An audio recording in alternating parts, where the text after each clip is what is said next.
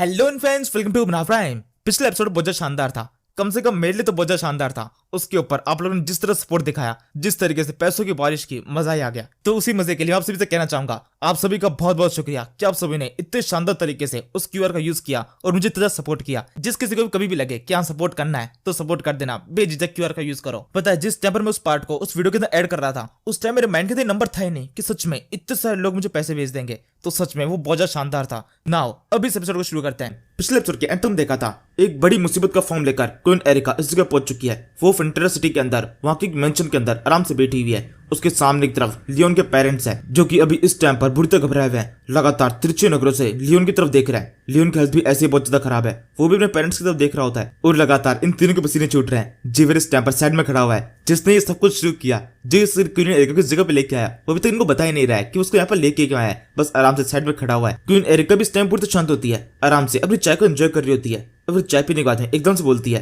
ये चाय काफी अच्छी है, मेरे को उसका टेस्ट काफी पसंद आया। वैसे मैडम जी कहते हुए लियोन की मदर से बात करने की कोशिश कर रही है, लेकिन मदर तो पहले काफी ज्यादा घबराई हुई होती है। जब क्वीन एरिका इससे उससे बात करती है तो काफी ज्यादा घबरा जाती है। वो तुरंत उससे कहने लगती है, प्लीज मुझे माफ कर दीजिए, मैंने जो कुछ भी किया है उस गलती को मैं एक्सेप्ट करती हूँ, आप चाहे तो मुझे मार भी सकती है। मतलब इस टाइम मार्बेल इतनी घबराई हुई है, उसको पता ही नहीं है उसकी गलती क्या है। बस वो ये सोच रही है कि क्वीन एरिका ने उससे बात करने की कोशिश की, मतलब उसको मारने की कोशिश करेगी, और मार्बेल सीधे अपनी मौत को एक्सेप्ट भी कर लेती है। इसी समय बैरन पहले तो अपनी वाइफ को शांत करता है, उसे कहता है, नहीं ऐसे घबराने की जरूरत नहीं है, तुमने कुछ भी गलत नहीं किया है, मेरी बात तो समझ लो। अगर तुम इस तरीके से मिस क्वीन एरिका से बात करोगे तो कौन से नाराज हो सकती है, हो सकता है वो तुम्हें गलत समझ ले। ये कहते बैरन खुद भी कब्जे से घबराया होता है। वो एरिका से बोलता है, नहीं नहीं इसकी कोई भी गलती नहीं है, अगर इसने कुछ भी गलत किया है तो उसकी सजा मुझे दीजिए, सारी गलती मेरी है। अगर इसने कुछ गलत किया है तो मेरे कहने पे क्या होगा, और अगर मैंने कुछ गलत किया है तो उसकी जिम्मेदारी केवल मेरी खुद की है, आप मुझे मार सकती हैं, इसको छोड़ दीजिए। ये कहते हुए बैरन की आंखें भी पूरी टेढ़ी हो चुकी होती है। वो कुछ समझ में नहीं पा रहा कि क्या बोल रहा है, क्या कह रहा है, उसे क्या करना चाहिए। तभी लियोन जो कि सब कुछ समझ पा रहा है, जिसको थोड़ा बहुत अंदाजा है कि यहाँ पर जो कुछ हो रहा है वो सब किस वजह से हो रहा है, वो आगे बढ़ते बोलता है, इस सब के अंदर मेरे पेरेंट्स से कोई भी गलती नहीं है, असल में गलती मेरी है। जो कुछ भी किया था वो सब कुछ मैंने किया था।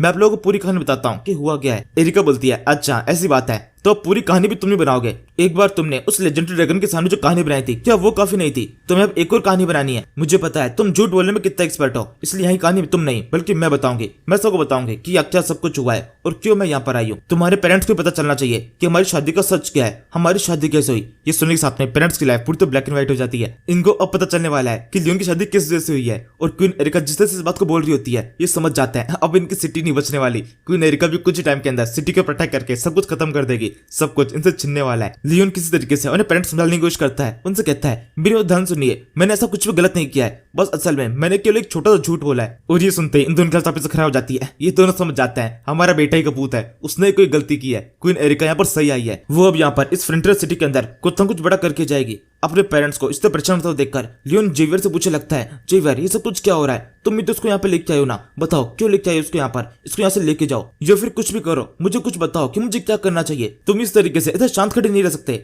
जिसको जेवियर एक सेकंड लियोन की तरफ देखता है और फिर बड़ा मुंह फेर लेता है, वापस से अपनी शांति से खड़ा हो चुका है। वो ऐसे दिखाने की कोशिश कर रहा है जैसे लियोन की बातों समझ में नहीं आ रही है, लियोन क्या बोल रहा है उसको सुनाई नहीं दे रहा। और इसी के साथ में धीरे धीरे करके लियोन की हालत और ज्यादा खराब होने लगती है। वो जोर चिल्ला के भी नहीं बोल सकता, वो शांति से अपने आंसू बहाने लगता है। वो समझ जाता है उसका आखिरी दिन आ चुका है। तभी एरिका बोलती है, क्या अब टाइम हो चुका है कि मैं अपनी तरफ से कहानी सुनाऊं, मैं सबको बताऊं कि असल में हुआ क्या है। मुझे लगता है तुम्हारे पेरेंट्स को भी पूरा सच पता होना चाहिए। इसके बाद में एरिका अपनी कहानी सुनाना शुरू करती है। वो बताती है कि किस तरीके से उनकी सिटी के अंदर एक बहुत स्पेशल ट्रेजर था जिसका नाम था विंटर ऑफ हार्ट, और अब वो लियोन के पास में है। क्योंकि लियोन रॉयल फैमिली से बिलोंग नहीं करता, इसलिए हमारे स्पेशल ड्रैगन ट्रायनस ने उसके पास में जाकर सब कुछ पता लगाने की कोशिश की। तब लियोन ने झूठ बोल दिया कि वो रॉयल फैमिली से बिलोंग तो नहीं करता, लेकिन रॉयल फैमिली की जो लड़की है, मतलब क्वीन एरिका, जो कि मैग्नेटो सिटी की क्वीन है, उसके साथ में उसकी शादी हो रखी है, इसलिए वो भी रॉयल फैमिली से बिलोंग करता है और इस विंटर ऑफ हार्ट को अपने पास में रख सकता है। और इस तरीके से लियोन ने एक लेजेंडरी ड्रैगन के सामने इतना बड़ा झूठ बोल दिया है कि उसकी और मेरी शादी हो चुकी है। वो ड्रैगन मेरे पास में आ रहा है सब कुछ चेक करने के लिए, क्या सच में ऐसा कुछ हुआ है, और इसी वजह से मुझे भी झूठ बोलना पड़ा, उसके झूठ में शामिल होना पड़ा। और अब इसी के साथ में लियोन के पेरेंट्स समझ में लगता है कि यहाँ पर ये सब कुछ हुआ क्या है। ये प्रॉब्लम बहुत ज्यादा बड़ी है, उन्होंने जितनी सोची थी उससे भी कई ज्यादा बड़ी, और अब ये प्रॉब्लम उनकी पूरी दुनिया हिला देने वाली है। एरिका ये कहती है, अब चूंकि इसने इतने बड़े डिवाइन ड्रैगन से इतनी बड़ी बात बोल दी है, उसको इतना बड़ा झूठ बोल दिया है, तो इस झूठ की जिम्मेदारी पूरी तरीके से इसको अपने ऊपर लेनी पड़ेगी। मुझसे भी इसे झूठ बुलवाया, इसकी जिम्मेदारी भी इसके ऊपर जानी चाहिए। ये सुनकर बैरन की हल्दी खराब होने लगती है। वो समझ जाता है कि उसके बेटे ने बहुत बड़ी गड़बड़ की है। वो कहने लगता है, रिस्पॉन्सिबिलिटी, अगर बात यहाँ पर रिस्पॉन्सिबिलिटी की आ रही है तो फिर ठीक है। मुझे ऐसा लगता है इस गलती की केवल एक ही सजा हो सकती है कि जो कोई भी इस बात की रिस्पॉन्सिबिलिटी ले उसको पूरी तरह खत्म कर दिया जाए। तो इसकी रिस्पॉन्सिबिलिटी मैं अपने ऊपर लेता हूँ। लियोन फ्रंटियरा मेरा बेटा है, तो इस हिसाब से देखा जाए तो उसकी जो भी गलती होगी वो मेरी भी गलती होगी, तो सारी रिस्पॉन्सिबिलिटी मैं अपने ऊपर ले सकता हूँ। आप चाहे तो मुझे जान से मार सकती है, लेकिन मेरे बेटे को छोड़ दीजिए। और ये सुनकर लियोन चौंक जाता है। उसको तो अब सब कुछ पता चल चुका है कि ये पेरेंट्स भी बात जानते हैं कि वो उनका बेटा नहीं है, लेकिन इसके बावजूद भी ये लोग उसके लिए सैक्रिफाइस करने के लिए तैयार है। ये बात की लियोन को उम्मीद नहीं थी। और यहाँ पर न केवल बैरन सैक्रिफाइस करने के लिए तैयार है, बल्कि उसकी बीवी मार्बेला भी इसके लिए तैयार होती है। वो तुरंत अपने घुटने टेक कर आगे बोलने लगती है, हाँ मैं भी इसके लिए तैयार हूँ, इसकी रिस्पॉन्सिबिलिटी मैं भी अपने ऊपर लूंगी। आप चाहे तो मुझे भी मार सकती है, बस हमारे बेटे को छोड़ दीजिए। और अब इस तरीके से अपनी पूरी फैमिली को करता हुआ देखकर लियोन जल्दी से टेबल के ऊपर चढ़ जाता है, चिल्लाते हुए बोलता है, एक मिनट वहीं पर रुक जाइए, किसको कुछ भी करने की जरूरत नहीं है। कोई नहीं रिका, आप मेरी बात को ध्यान सुनिए। ये सब कुछ जो कुछ भी हुआ है वो सब कुछ पूरी तरीके से मेरी गलती है। ये बिल्कुल भी ठीक नहीं कि बच्चे की गलती से सजा पेरेंट्स को दी जाए। जो कुछ मैंने किया है उसकी सारी गलती मेरी है। जो कुछ भी झूठ मैंने बोला है उसकी सारी रिस्पॉन्सिबिलिटी मैं अपने ऊपर लेता हूँ। तभी बेरन बोलता है, लियोन तुम ये सब कुछ क्या कर रहे हो? अपने फादर को सब कुछ संभालने दो, फादर के पास सब कुछ छोड़ दो। मैं तुमसे वादा करता हूँ तुम्हें कुछ भी नहीं होने दूंगा, डैडी सब कुछ ठीक करेंगे। लियोन कहता है, आप चुप रहिए, ये सब कुछ मेरे क्या हुआ है और सब कुछ को मैं ही साफ करूंगा। आप में से किसी को भी या फिर फ्रंटियर सिटी को इस सब के साथ शामिल होने की कोई जरूरत नहीं है, सब कुछ मैं संभाल लूंगा। और एक और बात मैं आपको बता देना चाहता हूँ, आप लोग मेरे ये कि तो लियोन सबके सामने बात रिवील करने वाला था कि ये दोनों उसके पेरेंट्स नहीं है। तभी कोई एरिका की आवाज आती है, तुम तो कुछ ज्यादा एनर्जेटिक हो चुके हो। मैंने तुम्हें पहले कभी भी किसी और के लिए खुद को सैक्रिफाइस करते हुए नहीं देखा, लेकिन ये तुम करने लगे हो। तुम जैसा सेल्फिश इंसान भी ये सब कुछ कर सकता है। ये मैंने कुछ नया जाना, लेकिन कुछ टाइम पहले मेरे को एक और नई बात पता चली कि तुम काफी लंबे टाइम से काफी ज्यादा बीमार हो और तुम्हारी हालत और ज्यादा खराब होती जा रही है। इसके अलावा एक और बात है जो कि तुम्हें देखकर मुझे समझ में आने लगी है कि तुम जो कुछ भी सोच लेते हो कि तुम्हें ये काम करना है तो तुम किसी न किसी तरीके से उसको कर ही देते हो।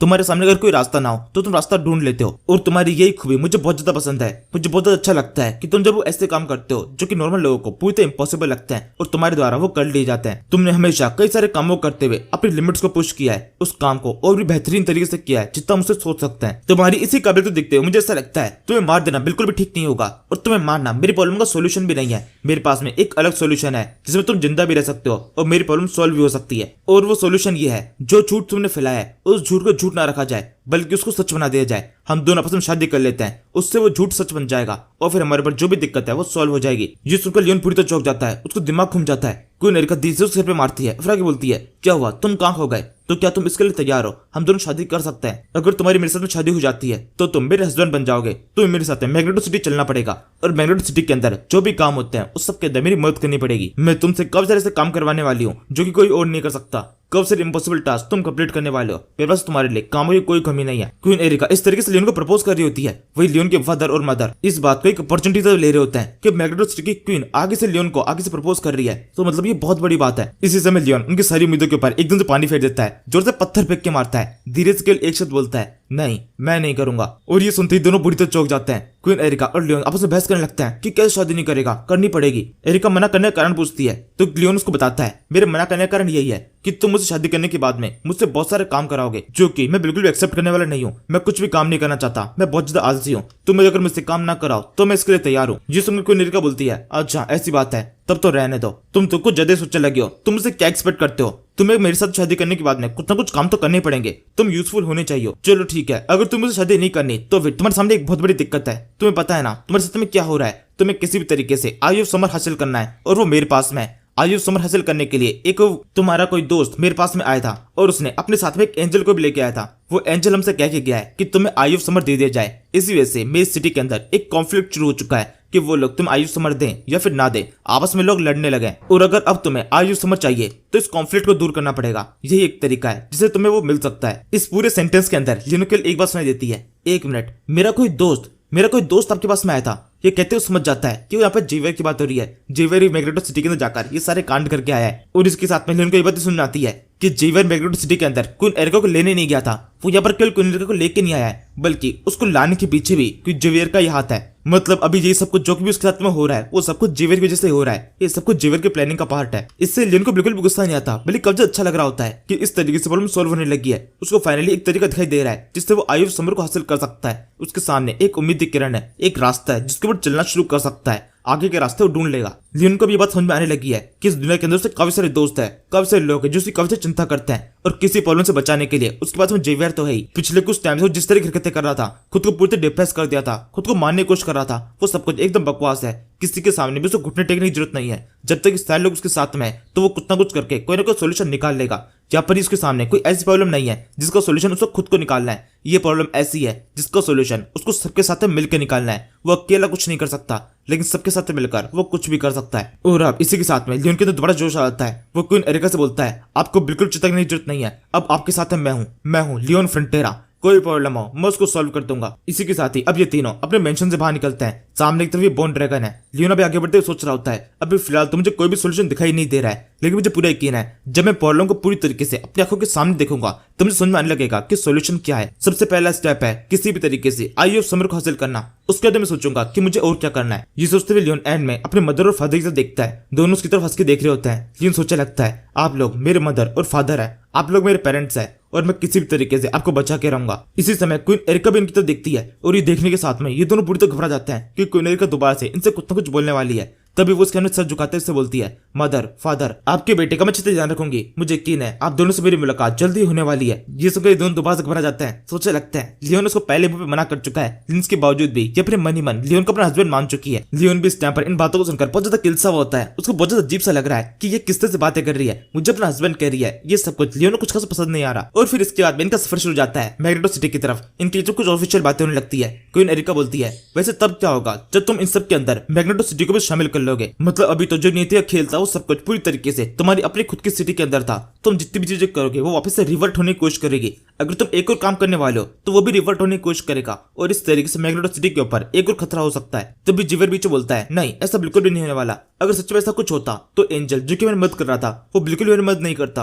वो मदद करने से पहले मुझे सब कुछ बता चुका होता कि ये सब कुछ होने वाला है। लियोन बोलता है, मुझे ये सब कुछ इससे थोड़ा सा अलग लग रहा है। यहाँ पर दिक्कत की बात यही है कि उसने कुछ भी नहीं कहा। ऐसा हो सकता है उसे कुछ भी ना कहने में भी ये सब कुछ रिवर्ट होना ही हो, क्योंकि वो तो नियति के पक्ष में है। वो तो चाहता है सब कुछ वापस से पहले जैसा हो जाए, इसलिए वो कुछ भी नहीं कह रहा। इसका मतलब उसका कुछ भी ना कहना हमारे फायदे की नहीं बल्कि हमारे नुकसान की बात भी हो सकती है। यही सारी बात करते हुए लोग मैग्नेटो सिटी पहुंच जाते हैं। यहाँ पर अभी भी एक काफी खतरनाक माहौल बना हुआ है। क्वीन एरिका मैग्नेटो सिटी से फ्रंटियर सिटी जाकर वापस भी आ गई और अभी तक इनकी लड़ाई खत्म नहीं हुई है। यहाँ पर अभी भी लड़ रहे हैं कि एंजल की बात को मानना है या फिर नहीं मानना है। और ये लड़ाई इतनी आगे बढ़ चुकी है कि हाथापाई तक पहुंच चुकी है। दो बंदे तो आपस में लड़ने लगे हैं। ये लोग लगातार चिल्ला रहे होते हैं कि लियोन को किसी भी तरीके से वो चीज दे दी जाए। दूसरा बंदा चिल्ला रहा होता है, नहीं नहीं दी जाए, उसको कुछ भी नहीं मिलेगा, बल्कि उसको जो चीज है वो भी हम वापस छीन लेंगे। विंटर ऑफ हार्ट उसके पास में नहीं होना चाहिए था, लेकिन वो उसके पास में है और वो हमें वापस हासिल करना पड़ेगा बजाय एक और नई चीज देने के। इसी समय लियोन की एंट्री होती है। उसके चेहरे के ऊपर उसकी आइकॉनिक स्माइल है। वो हंसते हुए बोलता है, तो क्या तुम लोग मेरे बारे में बात कर रहे हो? मैं आ चुका हूँ। वैसे जैसा भी लियोन ने कहा कि मैं आ चुका हूँ, इसका मतलब ये नहीं है कि वो फ्रंटियर सिटी से मैग्नेटो सिटी आया है, बल्कि इसका मतलब यह है वो डिप्रेशन से बाहर निकलकर अपने लियोन फ्रंटेरा अपनी ओरिजिनल फॉर्म में आ चुका है, जो कि इस टाइम पर एक कुर्सी पे बैठा हुआ है। सारी लाइमलाइट इस टाइम उसी के ऊपर फोकस हुई है, क्योंकि इसके लिए एक मीटिंग कंडक्ट कराई गई है। लियोन अभी अभी मैग्नेटो सिटी पहुंचा है और यहाँ पहुंचने के साथ में उसको बीच में ले लिया जाता है। उसकी घेराबंदी कर ली गई है। यहाँ पर काफी सारे मीटिंग के लोग इकट्ठा हुए हैं। इनमें से जो एक बंदा जो सारी मीटिंग को होस्ट कर रहा है वो कहने लगता है, हम यहाँ पर इकट्ठा हुए हैं ताकि ये डिसाइड कर सके क्या सच में हमें लियोन फ्रंटेरा को आई ऑफ समर देना है या फिर नहीं। इस मीटिंग के एंड होने पर हमें ये पता चल जाएगा क्या सच में वो एंजल्स जो कि हमारे सामने आए थे वो असली थे या फिर उन सभी को एक्टिंग के तौर पर यहाँ पर लाया गया था। और क्योंकि इस मीटिंग के अंदर हम एक बहुत बड़े मसले की ओर बात करने वाले हैं, एंजल कोई छोटी चीज नहीं होती है, तो इस वजह से हम इस मीटिंग को एक नाम भी देने वाले हैं जो कि होगा एंजल रिवोल्यूशन। इस होस्ट ने अभी तक अपनी बातों कंप्लीट किया भी नहीं होता है। अभी तक मीटिंग शुरू भी नहीं है, लेकिन मीटिंग शुरू होने से पहले एक बंदे को कीड़े काट रहे होते हैं। वो तुरंत अपना हाथ उठाए बोलता है, मेरे को अभी से ऑब्जेक्शन है। और इस तरीके से पता चल जाता है कि यहाँ पर कितने सारे लोग एकदम भरे बैठे हैं। वो लियोन को कुछ भी देना चाहते हैं। वो पहले जैसे जल रहे हैं कि लियोन को पहले ही हार्ट ऑफ विंटर दे दिया गया है और अब आई ऑफ समर भी दिया जाने वाला है। उसके ऊपर हम बात भी क्यों कर रहे हैं? ये टॉपिक को शुरू भी नहीं होने चाहते। ये बंदा बोल रहा होता है, यहाँ पर ये सब क्या हो रहा है? हमने इस मीटिंग का एंजल रिवोल्यूशन नाम क्यों दिया है? इसमें कहीं पे भी आई ऑफ समर का जिक्र नहीं हो रहा। मुझे तो ऐसा लगता है ये मीटिंग की वाहियात है। मीटिंग का नाम भी वाहियात है। हमें मीटिंग का नाम कुछ ऐसा रखना चाहिए जिसमें आई ऑफ समर एकदम केंद्र में आए। एंजल से कोई फर्क नहीं पड़ता। आई ऑफ समर जो कि हमारे पास में है वही हमारे लिए ज्यादा इंपॉर्टेंट है। इस बंदे की इस मांग को ध्यान में रखते हुए जो होस्ट होता है वो अपने डिसीजन को बदलता है और अब इसके बाद में इस मीटिंग का नाम बदल दिया गया है। मीटिंग का नाम है angel revolution regarding I of summer. वैसे यहाँ पर ये इकलौता बंदा नहीं था जिसको कीड़े काट रहे थे, और भी बहुत सारे हैं। एक और बंदा अपना हाथ उठाते हुए बोलता है, मुझे इस सब के अंदर गड़बड़ लग रही है, ये सब कुछ बिल्कुल भी ठीक नहीं हो रहा है। होस्ट बोलता है, क्या बकवास है ये, तुम इस टाइम पर हाउस ऑफ द लॉर्ड के अंदर बैठे हो, यहाँ पर एक मीटिंग चल रही है, तुम इस तरीके से कुछ भी बोलना शुरू नहीं कर सकते हो, कुछ भी बोलने से पहले हमसे परमिशन मांगो। ये सुनकर बंदा परमिशन मांगता है और उसको परमिशन मिल भी जाती है और फिर वो हंगना शुरू करता है। वो कहता है, द एंजल नाम के साथ में द ग्रेट वर्ड यूज होना चाहिए, क्योंकि एंजल हमसे बहुत ज्यादा सुपीरियर है, वो हमसे बहुत ज्यादा ताकतवर है, उनकी बात को हमें मानना चाहिए। अगर हम उनके नाम के ग्रेट वर्ड का यूज नहीं करेंगे तो हमसे नाराज हो सकते हैं। अभी पहले ही वो हमसे काफी ज्यादा नाराज हो चुके होंगे कि उनके नाम के ऊपर हम इसलिए उछालने की कोशिश कर रहे हैं, उनके एग्जिस्टेंस के ऊपर शक कर रहे हैं, और अब इस तरीके से उनको दूसरा नाम देकर उनके नाम के साथ में ग्रेट वर्ड ना यूज करके हम उनकी डबल इंसल्ट करेंगे। ऐसा हो सकता है वो हमसे नाराज होकर मैग्नेटो सिटी के साथ में कुछ करने का सोच ले। मुझे नहीं लगता मैग्नेटो सिटी बिल्कुल भी एक एंजल से लड़ाई करना बर्दाश्त कर पाएगी। होस्ट को इस बंदे की ये बात भी थोड़ी बहुत ठीक लगती है, वो दोबारा से नाम बदलने लगता है और अब इस मीटिंग का नाम रख दिया गया है the great angel revolution regarding I of summer. और अब जब इन दोनों बंदों के कीड़े थोड़े शांत होते हैं तो बाकियों के अंदर भी जिससे कीड़े की वाणी फैल जाती है, सबके सब चिल्लाना शुरू कर देते हैं कि नहीं, नाम को इस तरह से बदलो, नाम के अंदर ये चीज और ऐड करो, ये चीज और ऐड करो, ये चीज और ऐड करो। ऐसे ऐड करते करते वो नाम एक पैराग्राफ के अंदर बदल जाता है। लगातार कुछ कुछ बोले जा रहे हैं। अब सभी लोग के मन में यह आ चुका है कि दूसरे की बात को गलत साबित करना है, इनको कोई फर्क नहीं पड़ता कि नाम क्या रखना है, किसी भी तरीके से दूसरे को गलत प्रूफ करके अपने आप को सुपीरियर प्रूफ करना है कि यहाँ पर होस्ट ने उनकी बात मानी। यहाँ पे मौजूद सभी लोगों में सबके सब ये बात भूल चुके हैं कि यहाँ पर बात लियोन फ्रंटेरा से होने वाली थी। सबके सब लियोन फ्रंटेरा के ऊपर ऑब्जेक्शन उठाने वाले थे और बात होनी चाहिए थी आई ऑफ समर के ऊपर, लेकिन पूरी बहस केवल नाम के ऊपर रुक के रह गई है। इसी के साथ ही लियोन फ्रंटेरा जो कि बीच में बैठा हुआ है उसके साथ हो चुका है कि इस डिसीजन का यहाँ पर कुछ भी नहीं होने वाला है। ये बहस सालों सालों तक इसी तरह से चलती रहेगी और एंड में भी कोई डिसीजन नहीं निकलेगा। ये लोग अभी तक नाम के ऊपर डिसाइड नहीं कर पा रहे किस जगह का नाम क्या रखना है, और वो बहस तो बाद में शुरू करेंगे। ये सोचते हुए भी लियोन के चेहरे के ऊपर एक हल्की स्माइल होती है। उसको ये बात का पता है कि यहाँ पर जो कुछ भी चल रहा है वो सब कुछ और ज्यादा बेटर है जितना वो एक्सपेक्ट कर रहा था। अगर सच्चे बहस शुरू होती तो कुछ नुकसान हो सकता था, लेकिन जिस तरह से कुछ चल रहा है ये लियोन के फायदे में हो सकता है। यहाँ पर अभी फिलहाल सबसे बेस्ट मूव होगा कोई भी मूव नहीं करना। इसी तरह से इंतजार करते हुए सुबह से शाम हो जाती है, रात हो चुकी है और अभी तक ये बहस चल ही रही है कि इस मीटिंग का नाम क्या रखना है। नाम की लेंथ बढ़ते बढ़ते अभी इस मीटिंग का नाम हो चुका है द अल्ट्रा लेजेंडरी मीटिंग, जो कि गैदर की गई है आई ऑफ समर के लिए, जिसके बारे में बताया था एक एंजल है जो कि असली एंजल है या फिर नहीं इसके बारे में भी कुछ पता नहीं है, लेकिन वो एंजल आसमान से हमारे सामने आया था तो हमें ऐसा लगता है वो असली होगा। अगर वो असली नहीं है तो हम उसको असली मानेंगे और उसकी बातों पे गौर करने की कोशिश करेंगे और पता लगाएंगे क्या सच में वो असली है या फिर नहीं। और फिर अगर हमें पता चलता है वो असली है तो हम उसको असली नहीं मानेंगे और ये पता लगाने की कोशिश करेंगे कि वो असली क्यों नहीं है। इस तरीके से हम एक परफेक्ट सोल्यूशन में पहुंच पाएंगे और हमें हर चीज एकदम परफेक्टली पता चलेगी। इस तरीके से सब कुछ पानी की तरह साफ हो जाएगा। ये मीटिंग इसी बात को कंडक्ट करने के लिए, इसी बात को पता कराने के लिए कंडक्ट की गई है ताकि ये पता लगा सके कि एंजल जो हमारे सामने आया था वो असली था या फिर नहीं, उसके विंग्स असली थे या फिर नहीं। और हम ये भी बात करेंगे कि यहाँ पर हम जो कुछ भी कर रहे हैं उस सब के अंदर किसी भी तरीके से हमारी कोई भी गलती नहीं है। हमारा इंसानी स्वभाव है जो कि हर किसी के ऊपर शक करता है, तो किसी भी एंजल को हमसे नाराज होने की जरूरत नहीं है। होस्ट इस पूरे नाम को एक साथ से बोलता है, उसकी सांस रुक जाती है। कितना शानदार रखा था एंजल रिवोल्यूशन, उस नाम को इतना वाहियात कर दिया गया है। सर किसी ने अपने अपनी तरफ से एक एक शब्द ऐड करते करते इसको इतना लंबा कर दिया। और यहाँ पर अभी भी ऐसा नहीं है कि ये मीटिंग खत्म हो चुकी है, बहस अभी भी लगातार चलती जा रही है कि नाम के ऊपर ये चीज ऐड होनी चाहिए। और अब कुछ लोग एंजल के ऊपर सवाल उठाना शुरू कर चुके हैं। फाइनली मीटिंग अपनी बेस फॉर्म में आने लगी है। इस बंदे का नाम है ड्यूक टस्कानो, यानी कि ये उसी फैमिली से बिलोंग करता है जिससे वो दूसरा बंदा बिलोंग करता था। और इन लोगों की मैग्नेटो सिटी के अंदर जो मेन फैमिली है उनसे बहुत जल्दी है। ये चिल्लाते बोलने लगता है, हमें किसी भी एंजल की बात को मानने की जरूरत नहीं है। हमारे पास में आई ऑफ समर हेवन के विल ने दिया था, तो हमें केवल उसी की बात माननी चाहिए। केवल हेवन का विल ही अगर हमारे सामने आएगा, असली हेवन का विल, तो ही हम इसको किसी को दे सकते हैं, वरना ये चीज पूरी तरह से हमारी है। कोई भी एंजल हमें आई ऑफ समर किसको देना है इसके लिए कुछ भी बॉन्डेशन नहीं कर सकता। तभी एक दूसरा बंदा बोलता है, हाँ ड्यूक टस्कानो बिल्कुल ठीक कह रहा है। और अगर हम ये बात मान भी लेते हैं कि इस लड़के को आई ऑफ समर दे दिया जाए तो इसकी गारंटी कौन ले सकता है कि आई ऑफ समर का कोई गलत यूज नहीं करेगा। ये उसका हमारे खिलाफ भी यूज कर सकता है। ऐसा हो सकता है आई ऑफ समर की मदद से ये हमारी क्वीन को नुकसान पहुंचाने की कोशिश करे, हमारी सिटी को नुकसान पहुंचाने की कोशिश करे। अगर इसने ऐसा कुछ कर दिया तो क्या करेंगे। और अब ये सुनने के बाद में जब लियोन को विश्वास हो जाता है कि सच में मीटिंग सही मायनों में शुरू हो चुकी है, तब वो अपनी बात सामने रखता है। विंस्मिथ कहने लगता है, हाँ तुम लोग बिल्कुल ठीक कह रहे हो, ऐसा हो सकता है आई ऑफ समर मुझे देने से तुम्हारी सिटी को भी नुकसान हो जाए। मैं कुछ भी नहीं करूंगा क्योंकि मैं बहुत ज्यादा वफादार हूँ, लेकिन फिर भी आई ऑफ समर अगर मेरे पास में आ जाएगा तो हमारे दुश्मनों को ऐसा लग सकता है कि मैग्नेटो सिटी थोड़ी कमजोर हो चुकी है और कमजोर सिटी के ऊपर वो अटैक करने की कोशिश करेंगे। इस तरीके से एक बहुत बड़ी वॉर शुरू हो सकती है। मेरे जैसा एक वफादार आदमी बिल्कुल भी इस तरह की वॉर को शुरू करना नहीं चाहेगा। मैं कोई भी ऐसा एक्ट करना नहीं चाहता जिसकी वजह से मैग्नेटो सिटी को किसी भी तरह नुकसान हो।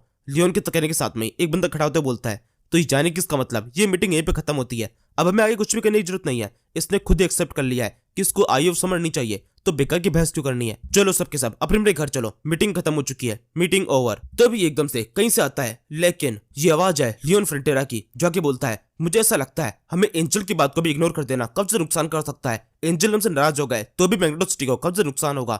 अगर किसी को पता चला हम एंजल की बात को इग्नोर कर रहे हैं तो बाकी सिटीज हमसे गुस्सा होकर हम पर अटैक कर सकती है। ये तो अपने आप में और भी ज्यादा खतरनाक होगा। और अब इस तरह से लियोन एक की बारी में दोनों पक्षों की बात को रख रहा होता है। लोग कंफ्यूज जाते हैं कि अब करना क्या है। वो उससे पूछने लगता है क्या बकवास कर रहे हो तुम एक साइड डिसाइड कर लो और फिर उस साइड में रहो, तुम्हें दिया जाए या फिर नहीं दिया जाए, तुम जो कुछ भी कहना चाहते हो वो सबको सीधे सीधे कहो, बेकार की पहेलियां मत बुझाओ। तभी एक दूसरा बंदा जो कि यहाँ पर लियोन के पक्ष में है वो बोलने लगता है मैं तो अभी भी यहाँ पर यही कहूंगा, इस लड़के लियोन को आई ऑफ समर दे देना चाहिए, एंजल की बात को आंख बंद करके मान लेनी चाहिए और वो आंख इसको दे देनी चाहिए। एक दूसरा बंदा बोलता है तुम तो बिल्कुल चुप ही रहो, आई ऑफ समर कोई खिलौना नहीं है जो कि कोई हमको बोले कि इसको दे दो तो हम उसको दे देंगे। आई ऑफ समर एक बहुत बड़ी चीज है जो कि हमारे पास में रहेगी चाहे कुछ भी हो जाए। और अब जब इस तरह से बात आगे बढ़ रही होती है तो मीटिंग वापस से उसी जगह पहुंचने लगी है जब वो कभी स्टार्टिंग में थी। अब ऐसा टाइम हो चुका है कि सब के सब एकदम गर्मा गर्मी वाले माहौल में आ चुके हैं। लियोन एकदम से अपना आखिरी चाल चलता है। वो सबसे बोलता है मेरे को समझ में नहीं आ रहा है मुझे क्या करना चाहिए। अगर मैं आई ऑफ समर को एक्सेप्ट करता हूँ तो भी मुझे बुरा लगेगा क्योंकि मैग्नेटो सिटी पे खतरा हो सकता है, और अगर मैं एक्सेप्ट नहीं भी करता हूँ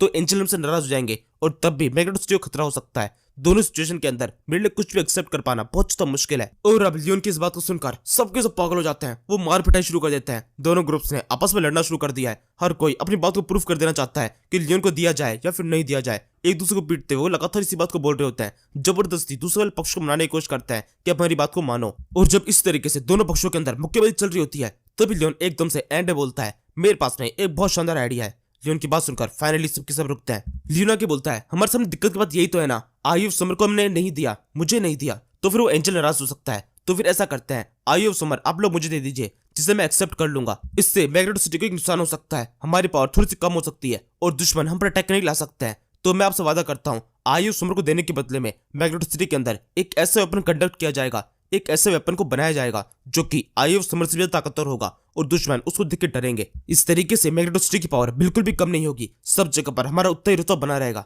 जिसको एक बंदा बोलता है क्या सच में ये चीज पॉसिबल है, ऐसा कोई वेपन बनाया जा सकता है जिसकी पावर हेवन के द्वारा दिए गए आई ऑफ समर से भी ज्यादा हो। और अब इसके बाद में लियोन का फाइनल प्लान सामने आता है। वो कहने लगता है मुझे लगता है पैसा बहुत ज्यादा ताकतवर होता है, अगर हमारे पास में बहुत सारा पैसा होगा तो हम बहुत बड़ी सेना को अपने पास में रख पाएंगे, और अगर सेना हमारे पास में होगी तो अपने आप में सेना की मदद से ताकतवर हो जाएंगे, हमें बाकी किसी चीज की जरूरत ही नहीं पड़ेगी। और उस पैसे का इंतजाम मैं कर सकता हूँ। यहाँ से अगर हम अपने साउथ की तरफ जाते हैं तो साउथ वेस्ट में बहुत बड़े बड़े माउंटेन्स हैं जिनको नाम दिया है वेंथ्रा माउंटेन्स। ये सारे माउंटेन्स इतने खतरनाक है कि कोई भी इनको पार नहीं कर सकता है, इनके ऊपर चढ़ने में काफी लंबा टाइम लग जाता है, और अगर कोई उन माउंटेन्स के ऊपर चढ़ भी जाता है तो भी इसे क्रॉस करके इस तरफ या फिर उस तरफ नहीं जा सकता। ये चीज पूरी तरह डिफेंस का काम करती है, लेकिन अब मुझे ऐसा लगता है ये डिफेंस ही हमें काफी ज्यादा कमजोर कर रहा है। अगर ये डिफेंस यहाँ पर नहीं होता तो हम कुछ और चीजें कर सकते थे, मैग्नेटो सिटी के लिए काफी सारा पैसा लेके आ सकते थे। अभी इस टाइम पर हमें साउथ वेस्ट की किसी भी सिटी के साथ में किसी भी तरह का व्यापार करना होता है तो उसके लिए एक बहुत बड़ा लंबा चक्कर काटना पड़ता है और काफी सारी छोटी छोटी सिटीज में जाना पड़ता है, उनको पैसे देने पड़ते हैं,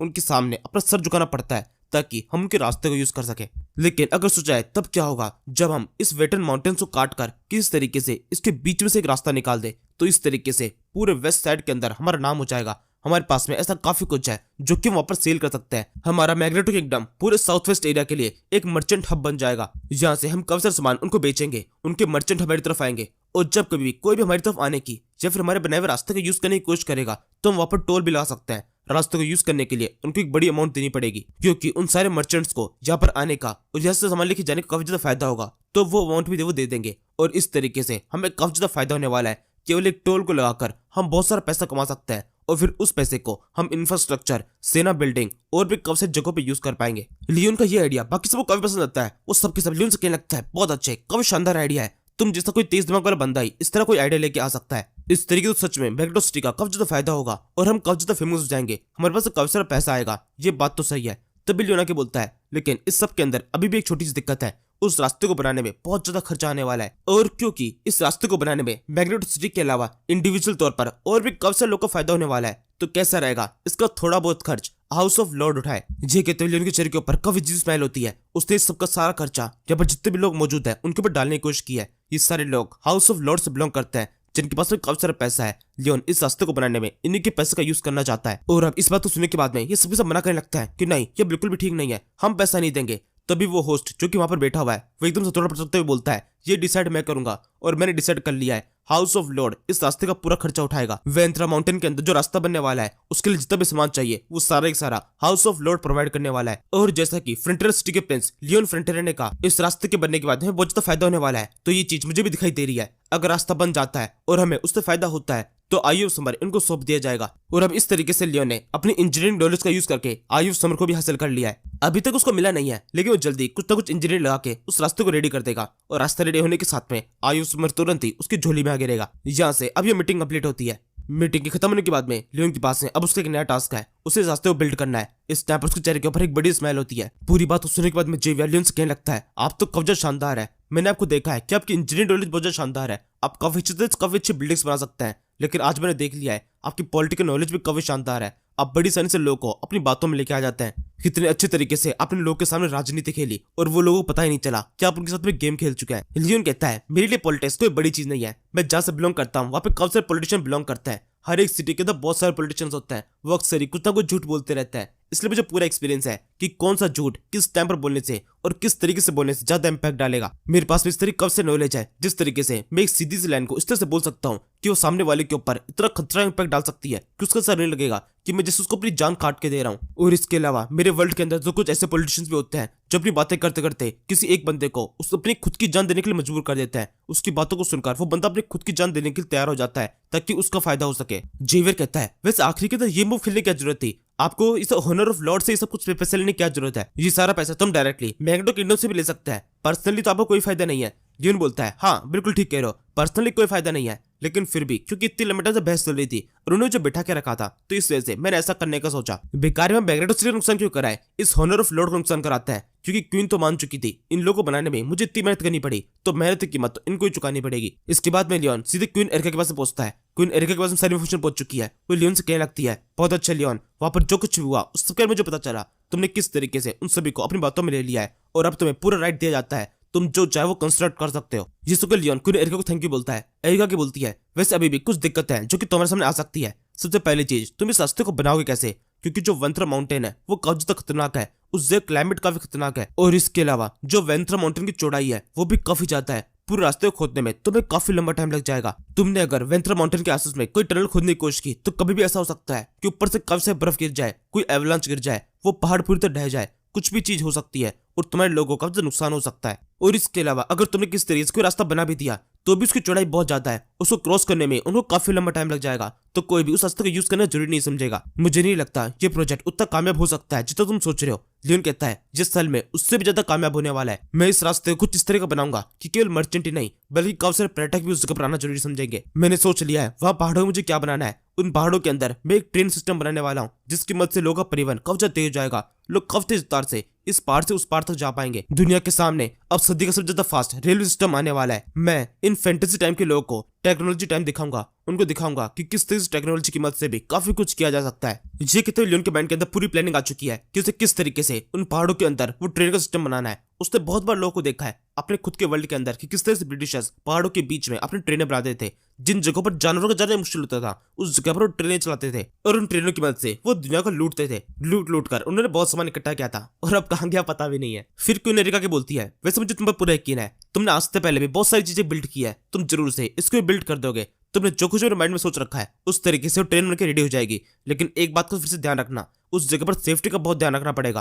वहां पर तुम जितने भी लोग को लेके जाओगे उनकी सेफ्टी की जिम्मेदारी पूरी तरह से तुम्हारे ऊपर होगी। तो इसलिए मैं तुम्हें यही रिकमेंड करूंगी कि किसी भी टाइम पर किसी भी तरह का रिस्क लेने की कोशिश मत करना, पूरा काम एकदम सेफ्टी से होना चाहिए। लियोन कहता है, उसकी चिंता बिल्कुल मत कीजिए, वो सब कुछ मैंने चिंता सोच रखा है, सेफ्टी हमेशा मेरे लिए फर्स्ट प्रायोरिटी पे रहती है। क्वीन एरिका की बोलती है, और अब मेरा सेकंड क्वेश्चन, वहां पर उन पहाड़ों के अंदर क्योंकि कोई आता जाता नहीं है तो इस जगह पर वहां पर काफी सारे डीमंस होते हैं, तो तुम उन डीमंस का सामना किस तरह से करने वाले हो। जिस टाइम पर तुम कंस्ट्रक्ट करने की कोशिश करोगे वो बीच में आने की कोशिश करेंगे, तुम्हें परेशान करेंगे, सब चीजों को खराब करने की कोशिश करेंगे, तो तुम्हें उनसे पहले निपटना पड़ेगा। तो क्या तुमने इस बारे में कुछ सोचा है? लियोन बोलता है, हाँ बहुत कुछ सोच रखा है, मैंने अच्छी तरह सोच लिया है कि उनसे कैसे निपटना है। और अब इसके बाद में लियोन इन डीमंस से निपटने के लिए निकल पड़ता है। वो इस टाइम पर जेवियर के साथ में है और अपने साथ में बड़ी सी मिसाइल को लेके जा रहा है, मतलब इस ड्रैगन को, ड्रैगी को। और जब ये सफर चल रहा है तो बात शुरू हो जाती है। लियोन जेवियर से पूछने लगता है, तुम्हें डीमंस के बारे में कितना पता है? जेवियर कहता है, खुद से कभी देखा नहीं है लेकिन कहानियों में सुना है वो बहुत ज्यादा ताकतवर होते हैं, काफी टफ होते हैं। डीमंस के बारे में तो यही कहा जाता है, वो काफी डरावने से भी होते हैं। लियोन कहता है तब तो मुझे और बताओ वो किस तरह की होते हैं। जेवियर के बताता है वैसे इनके बारे में इतना भी कुछ खास नहीं है,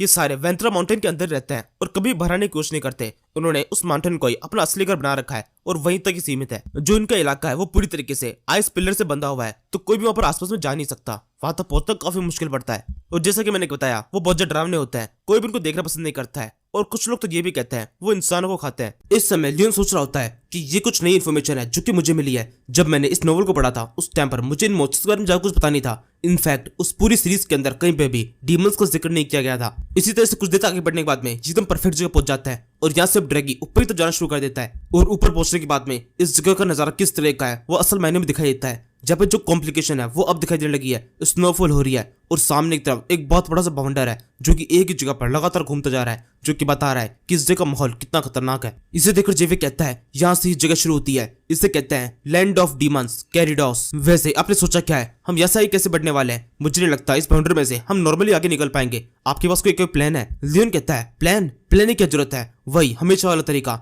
हम सीधे आगे बढ़ जाएंगे और फिर बाद में सोचेंगे कि क्या करना है। आगे बढ़ो, आक्रमण। ये कहते हुए लियोन के चेहरे के ऊपर एक बहुत इविल स्माइल होती है। जेवियर को यहाँ पर लियोन से इसी जवाब और इसी रिएक्शन की उम्मीद थी। इस टाइम पर लियोन बिल्कुल डरावा नहीं है क्योंकि उसके साथ में ड्रैगी है जो कि बहुत ज्यादा ताकतवर है। अगर यहाँ पर किसी तरह की जीव भी उसके प्रोटेक्ट करने के लिए आ जाता है तो ड्रैगी बड़ी आसानी से उन सभी को संभाल सकता है। और क्योंकि लियोन ने अपनी छोटी सी लाइफ के अंदर सब कुछ देख लिया है, एंजल्स, डीमंस, ऑर्क्स, एल्व्स, इसके अलावा जो कुछ वो देख सकता था वो सब कुछ उसके सामने आ चुका है। तो डीमंस से कोई बड़ी परेशानी नहीं है। जो इंसान ऑर्क, एल्फ, हेल के डीमंस और यहाँ तक कि ड्रैगन्स तक का सामना कर चुका है तो उसके सामने डीमंस तो कुछ भी नहीं है। वो आसानी से उन डीमंस के सामने खड़ा होकर उनसे ये कह सकता है तुमसे बड़ों से तो हम फाइट कर चुके हैं। इसी समय लियोन की दोबारा से आवाज आती है, वो चिल्लाते बोलता है ड्रैगी आगे बढ़ो। और इतना कहने के साथ में ड्रैगी को तुरंत इशारा मिल जाता है। वो सामने की तरफ एक बहुत जोर से लेजर फायर करता है सीधे इस बाउंडर के ऊपर, जहाँ पर इस बाउंडर को नष्ट करने की कोशिश की जा रही है। और ड्रैगी की ये टेक्निक कवर करती भी है। उसे रेस के आगे बढ़ने के साथ में उस बाउंडर के बीच में छेद जाता है। उसके बीच की हवा इधर तितर हो जाती है। ड्रैगन को रास्ता मिल चुका है, वो तुरंत ही उसके बीच से पास हो जाता है और फिर चलता है। असल में ये जो बाउंडर था ये नॉर्मल बाउंडर नहीं था, इससे बड़ी चीज थी ये असल में एक पोर्टल टाइप कुछ है। जब ये लोग उस बाउंड्री से पास जाते हैं, जब दूसरे से बाहर निकलते हैं, जहाँ का नजारा एकदम ही अलग होता है। लियोन जब दिखते बोलने लगता है ये क्या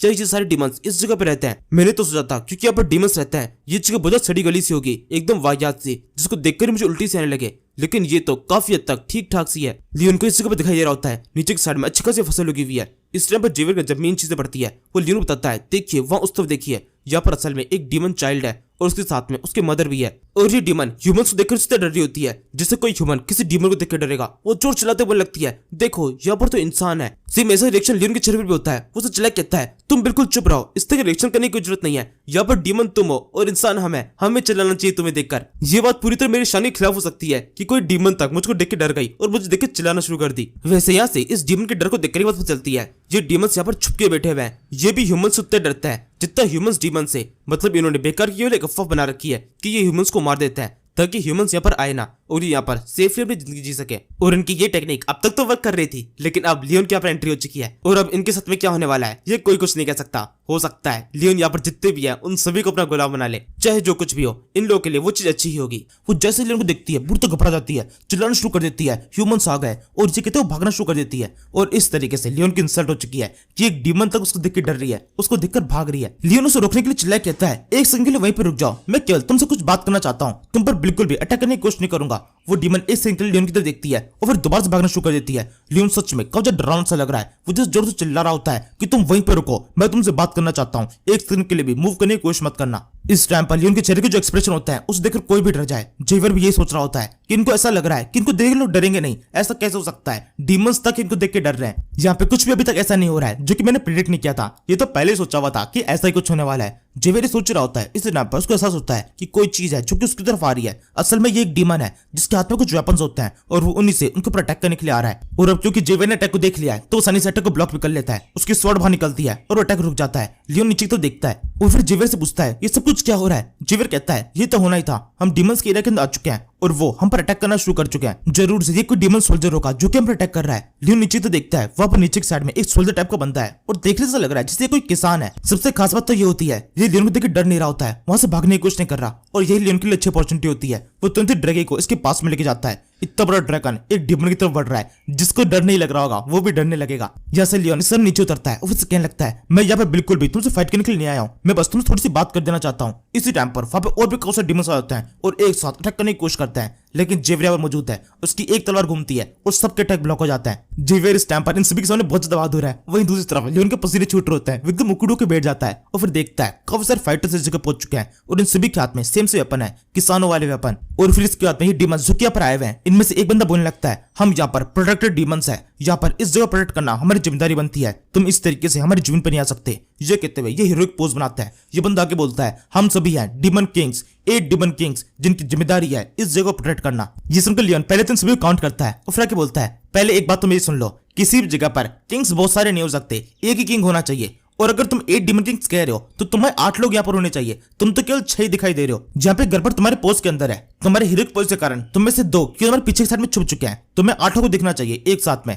तभी वो डीमन के बोलता है, यहाँ पे लड़ाई हमारे पोस्ट की नहीं है, हमारी जमीन की है, हम यहाँ पर अपनी जमीन को प्रोटेक्ट करने के लिए आए, इससे कोई फर्क नहीं पड़ता हम कैसा पोस्ट बनाते हैं। यहाँ पर तुमने हमारी जमीन पर आकर बहुत बड़ी गलती कर दी है, इंसानों जल्दी से दफा हो जाओ। तुम जैसे इविल एंटिटी की हमारी जमीन के ऊपर बिल्कुल भी जगह नहीं है, हमारी जगह बहुत ज्यादा पवित्र है और तुम जैसे इविल जीवों को यहाँ बिल्कुल भी नहीं आना चाहिए। लियोन कहता है, एक मिनट, तुम इविल किससे कह रहे हो, तुम्हारे सर के ऊपर सींग है, मेरे सर के ऊपर नहीं, मैं तुम ज्यादा हैंडसम हूं, इसके बावजूद भी तुम मुझे इविल कह रहे हो, अपनी शक्ल देखो। लियोन के इस डायलॉग को सुनकर जेवियर जो कि हमेशा लियोन की इंसल्ट करने में लगा रहता है, वो सिर्फ देख के सोचने लगता है कि यहाँ पर शक्ल की बात क्यों हो रही है। यहाँ पर भले ही अभी हम डीमंस के इलाके में हैं, लेकिन इसके बावजूद भी सबसे डरावनी शक्ल आप ही की है, लेकिन फिर भी अभी मैं कुछ भी नहीं कहता हूँ। अगर डीमंस के सामने शक्ल की इंसल्ट हो गई तो ये चीज आप बर्दाश्त नहीं कर पाएंगे। तभी लियोन एकदम जेंटलमैन की तरह इनसे बोलने लगता है, मैं यहाँ पर किसी से फाइट करना नहीं चाहता, मैं केवल तुम्हारे लीडर से बात करना चाहता हूँ, एक बार मुझे तुम्हारे लीडर से बात करने दो।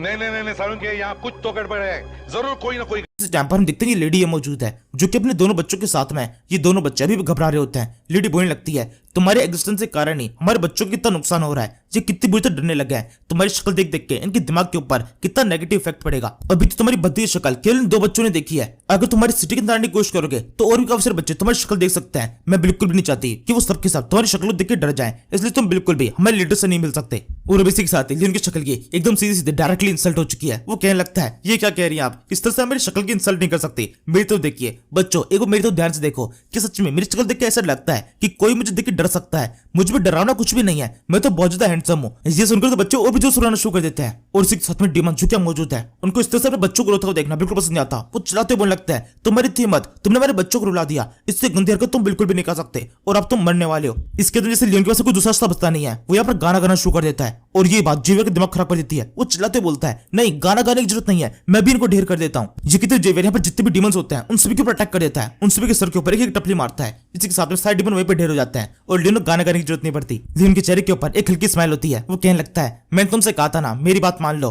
मुझे केवल तुम्हारे लीडर से बात करनी है, तुम सभी ने मुझे मजबूर किया अपने खतरनाक वेपन्स को तुम्हारे ऊपर यूज करने के लिए। इसी समय ये लेडी रोना शुरू कर देती है। ये लेडी अकेली है जिसके ऊपर जेवियर ने अटैक नहीं किया है। ये जल्दी से इन सभी को उठाने की कोशिश करती है, रोना शुरू कर देती है। लियोन को देख के सोचने लगता है, ये क्या हो रहा है, कहीं यहाँ पर हमने कुछ गड़बड़ तो नहीं करती। वो लेडी भी रोते बोल रही होती है, ये तुमने बिल्कुल भी ठीक नहीं किया है, अभी तुमने कहा था तुमसे फाइट करने के लिए नहीं आए और तुमने इस तरीके से हमारे 8 डीमंस के ऊपर अटैक करके उन सभी को इस तरह से बेहोश कर दिया। ये बिल्कुल भी ठीक हरकत नहीं है, तुम बहुत बड़े झूठे हो, तुमने फाइट ना करके फाइट शुरू कर दी। ये कहते हुए बिल्कुल भी इस लेडी का रोना बिल्कुल रुक नहीं रहा होता है, बल्कि रोना लगातार तेज तो जा रहा है और उसके बच्चे भी तो सपोर्ट कर रहे होते हैं, वो भी जोरों से रोना शुरू कर देते हैं। और ये देखकर लियोन को गिल्ट होता है। वो सोचने लगता है, ये सब कुछ मैंने क्या कर दिया। वो जेवियर से कहता है, जेवियर कि सच में हमने इनकी ऊपर अटैक करके एक बहुत बड़ी गलती कर दी है। जेवियर कहता है, नहीं नहीं, इस सब के अंदर आपकी कोई गलती नहीं है, असल में गलती तो आपकी शक्ल की है, आपकी शक्ल का आप क्या कर सकते हैं। वैसे मुझे तो ये बात पहले से पता थी, यहाँ पर जितने भी डीमंस है ये सबके सब बहुत ज्यादा नाजुक टाइप के हैं और इनमें से कोई बिल्कुल भी इविल नहीं है। जब मैंने पहली बार इनकी आंखों में देखा था तो ये मुझे पता चल गया था, लेकिन आपको पता चलने में इतना टाइम लग गया। जेवियर की बात सुनकर लियोन का गिल्ट और भी ज्यादा बढ़ जाता है। वो अपना मुंह छुपाने लगता है, उसकी भी आंखों से आंसू बहने लगे हैं। ये डीमन लेडी चिल्ला रही होती है, ह्यूमंस बहुत ज्यादा बुरे होते हैं, जैसा कि हमारी कहानी में कहा जाता है कि ह्यूमंस बहुत इविल होते हैं, तुम तो सच्चे बिल्कुल वैसे ही हो, तुम तो और भी ज्यादा इविल हो।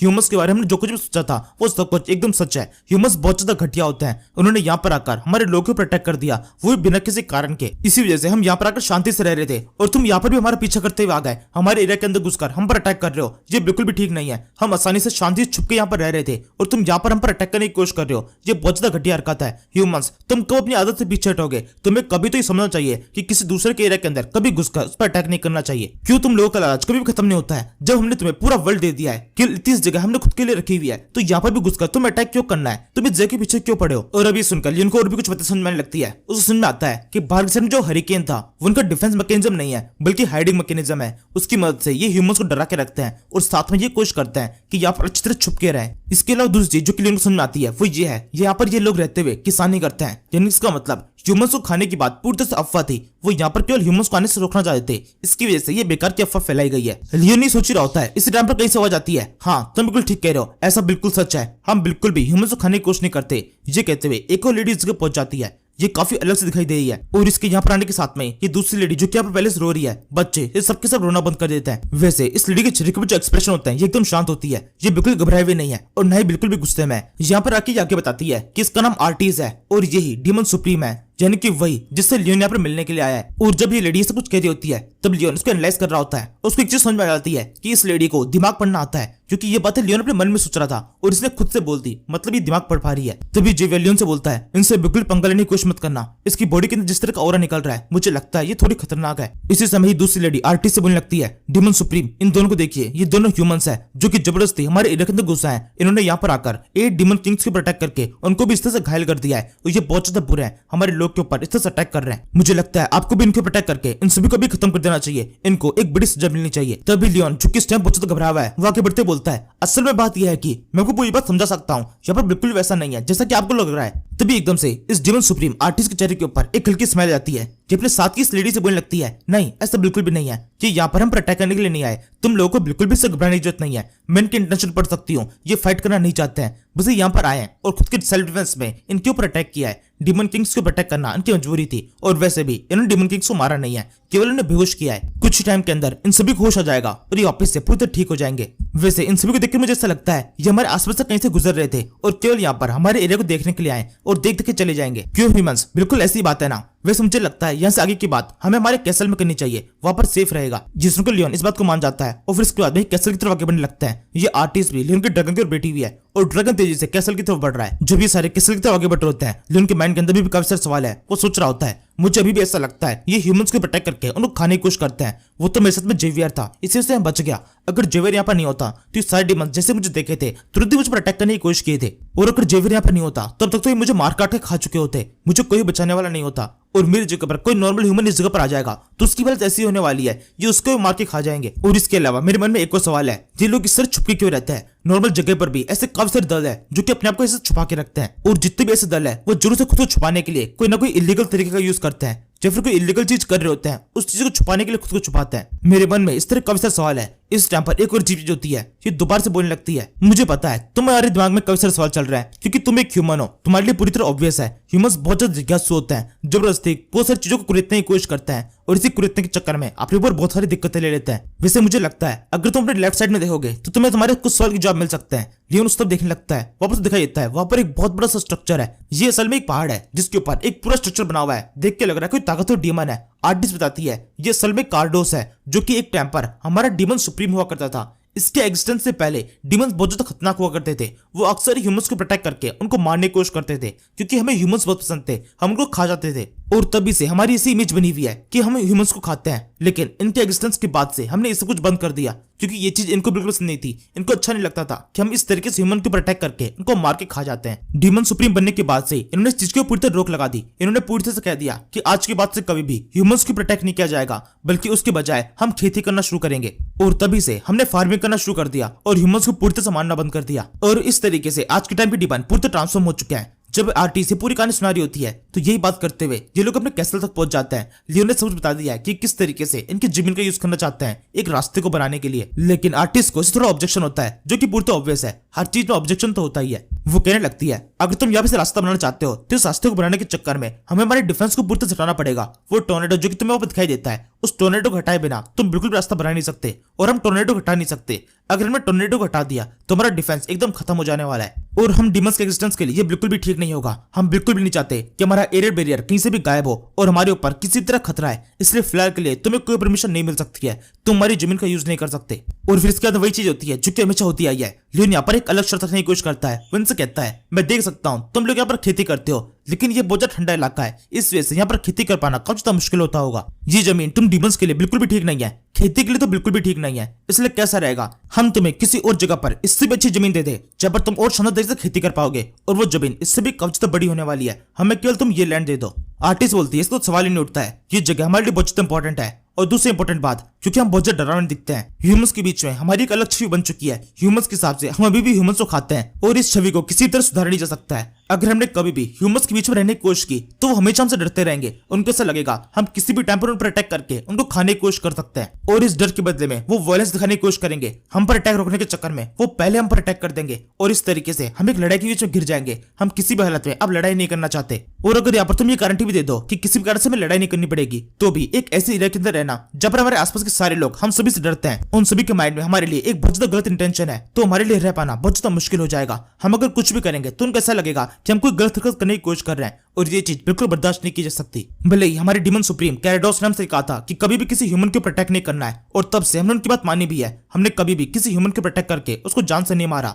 लेकिन फिर भी ये छवि सुधार पाना एकदम नामुमकिन होने वाला है। ह्यूमंस हमेशा हमसे डरते रहेंगे, और अगर हमने ह्यूमंस के बीच में रहने की कोशिश की तो हम केवल लड़ाई करते रहेंगे, और ये लड़ाई कभी खत्म नहीं हो पाएगी। यहाँ पर ऐसा बिल्कुल भी नहीं है कि कभी भी किसी डेमन ने ह्यूमंस के बीच में आने की कोशिश नहीं की, लेकिन हमेशा उस डेमन ने एक बड़ी कीमत चुकाई है, अपनी जान गंवाकर। ह्यूमंस जब उनसे डर जाते हैं तो बिल्कुल भी हमारी बात सुनने की कोशिश नहीं करते। वो तुरंत ही हम पर अटैक करके हमको जान से मार देने की कोशिश करते हैं। वो बिल्कुल हमारी बात नहीं सुनते। हमारे कब से डिमंस इसी कोशिश के अंदर मारे जा चुके हैं, लेकिन फिर भी हम दोबारा से अपनी छवि को एकदम अच्छे से सुधारना चाहते हैं। हम चाहते हैं ह्यूमंस हमें बिल्कुल उस तरह देखे जिस तरीके से हम हैं। ये कहते हुए आर्टिस्ट अब रोना शुरू कर देती है। वो लियोन से मदद मांगने लगती है। उससे कहती है, हम यहाँ पर अब इस छोटे से एरिया के अंदर और दबके नहीं रहना चाहते। ऐसे डर डर के रह के हम पूरी तरह थक चुके हैं। हम चाहते हैं यहाँ से बाहर निकलकर, इस बैरियर से बाहर निकलकर पूरे वर्ल्ड के अंदर घूमे, एकदम सर उठाकर सभी ह्यूमंस के बीच में। इस बैरियर के अंदर रहना एक छोटे से जेल की तरह रहने के बराबर है। भले ही यहाँ पर हम फ्री हैं, लेकिन फिर भी पूरे वर्ल्ड के अंदर जाना चाहते हैं। एक छोटे से एरिया के अंदर सिमट के नहीं रहना चाहते। क्या तुम किस तरीके से हमारी कोई मदद कर सकते हो? कोई मदद कर सकते हो जिस तरीके से हम भी पूरे वर्ल्ड के अंदर घूम पाए? तुम यहाँ पर आए हो, अगर तुम्हारी मदद कर पाते हो तो तुम हमारे लिए एक हीरो की तरह होगे।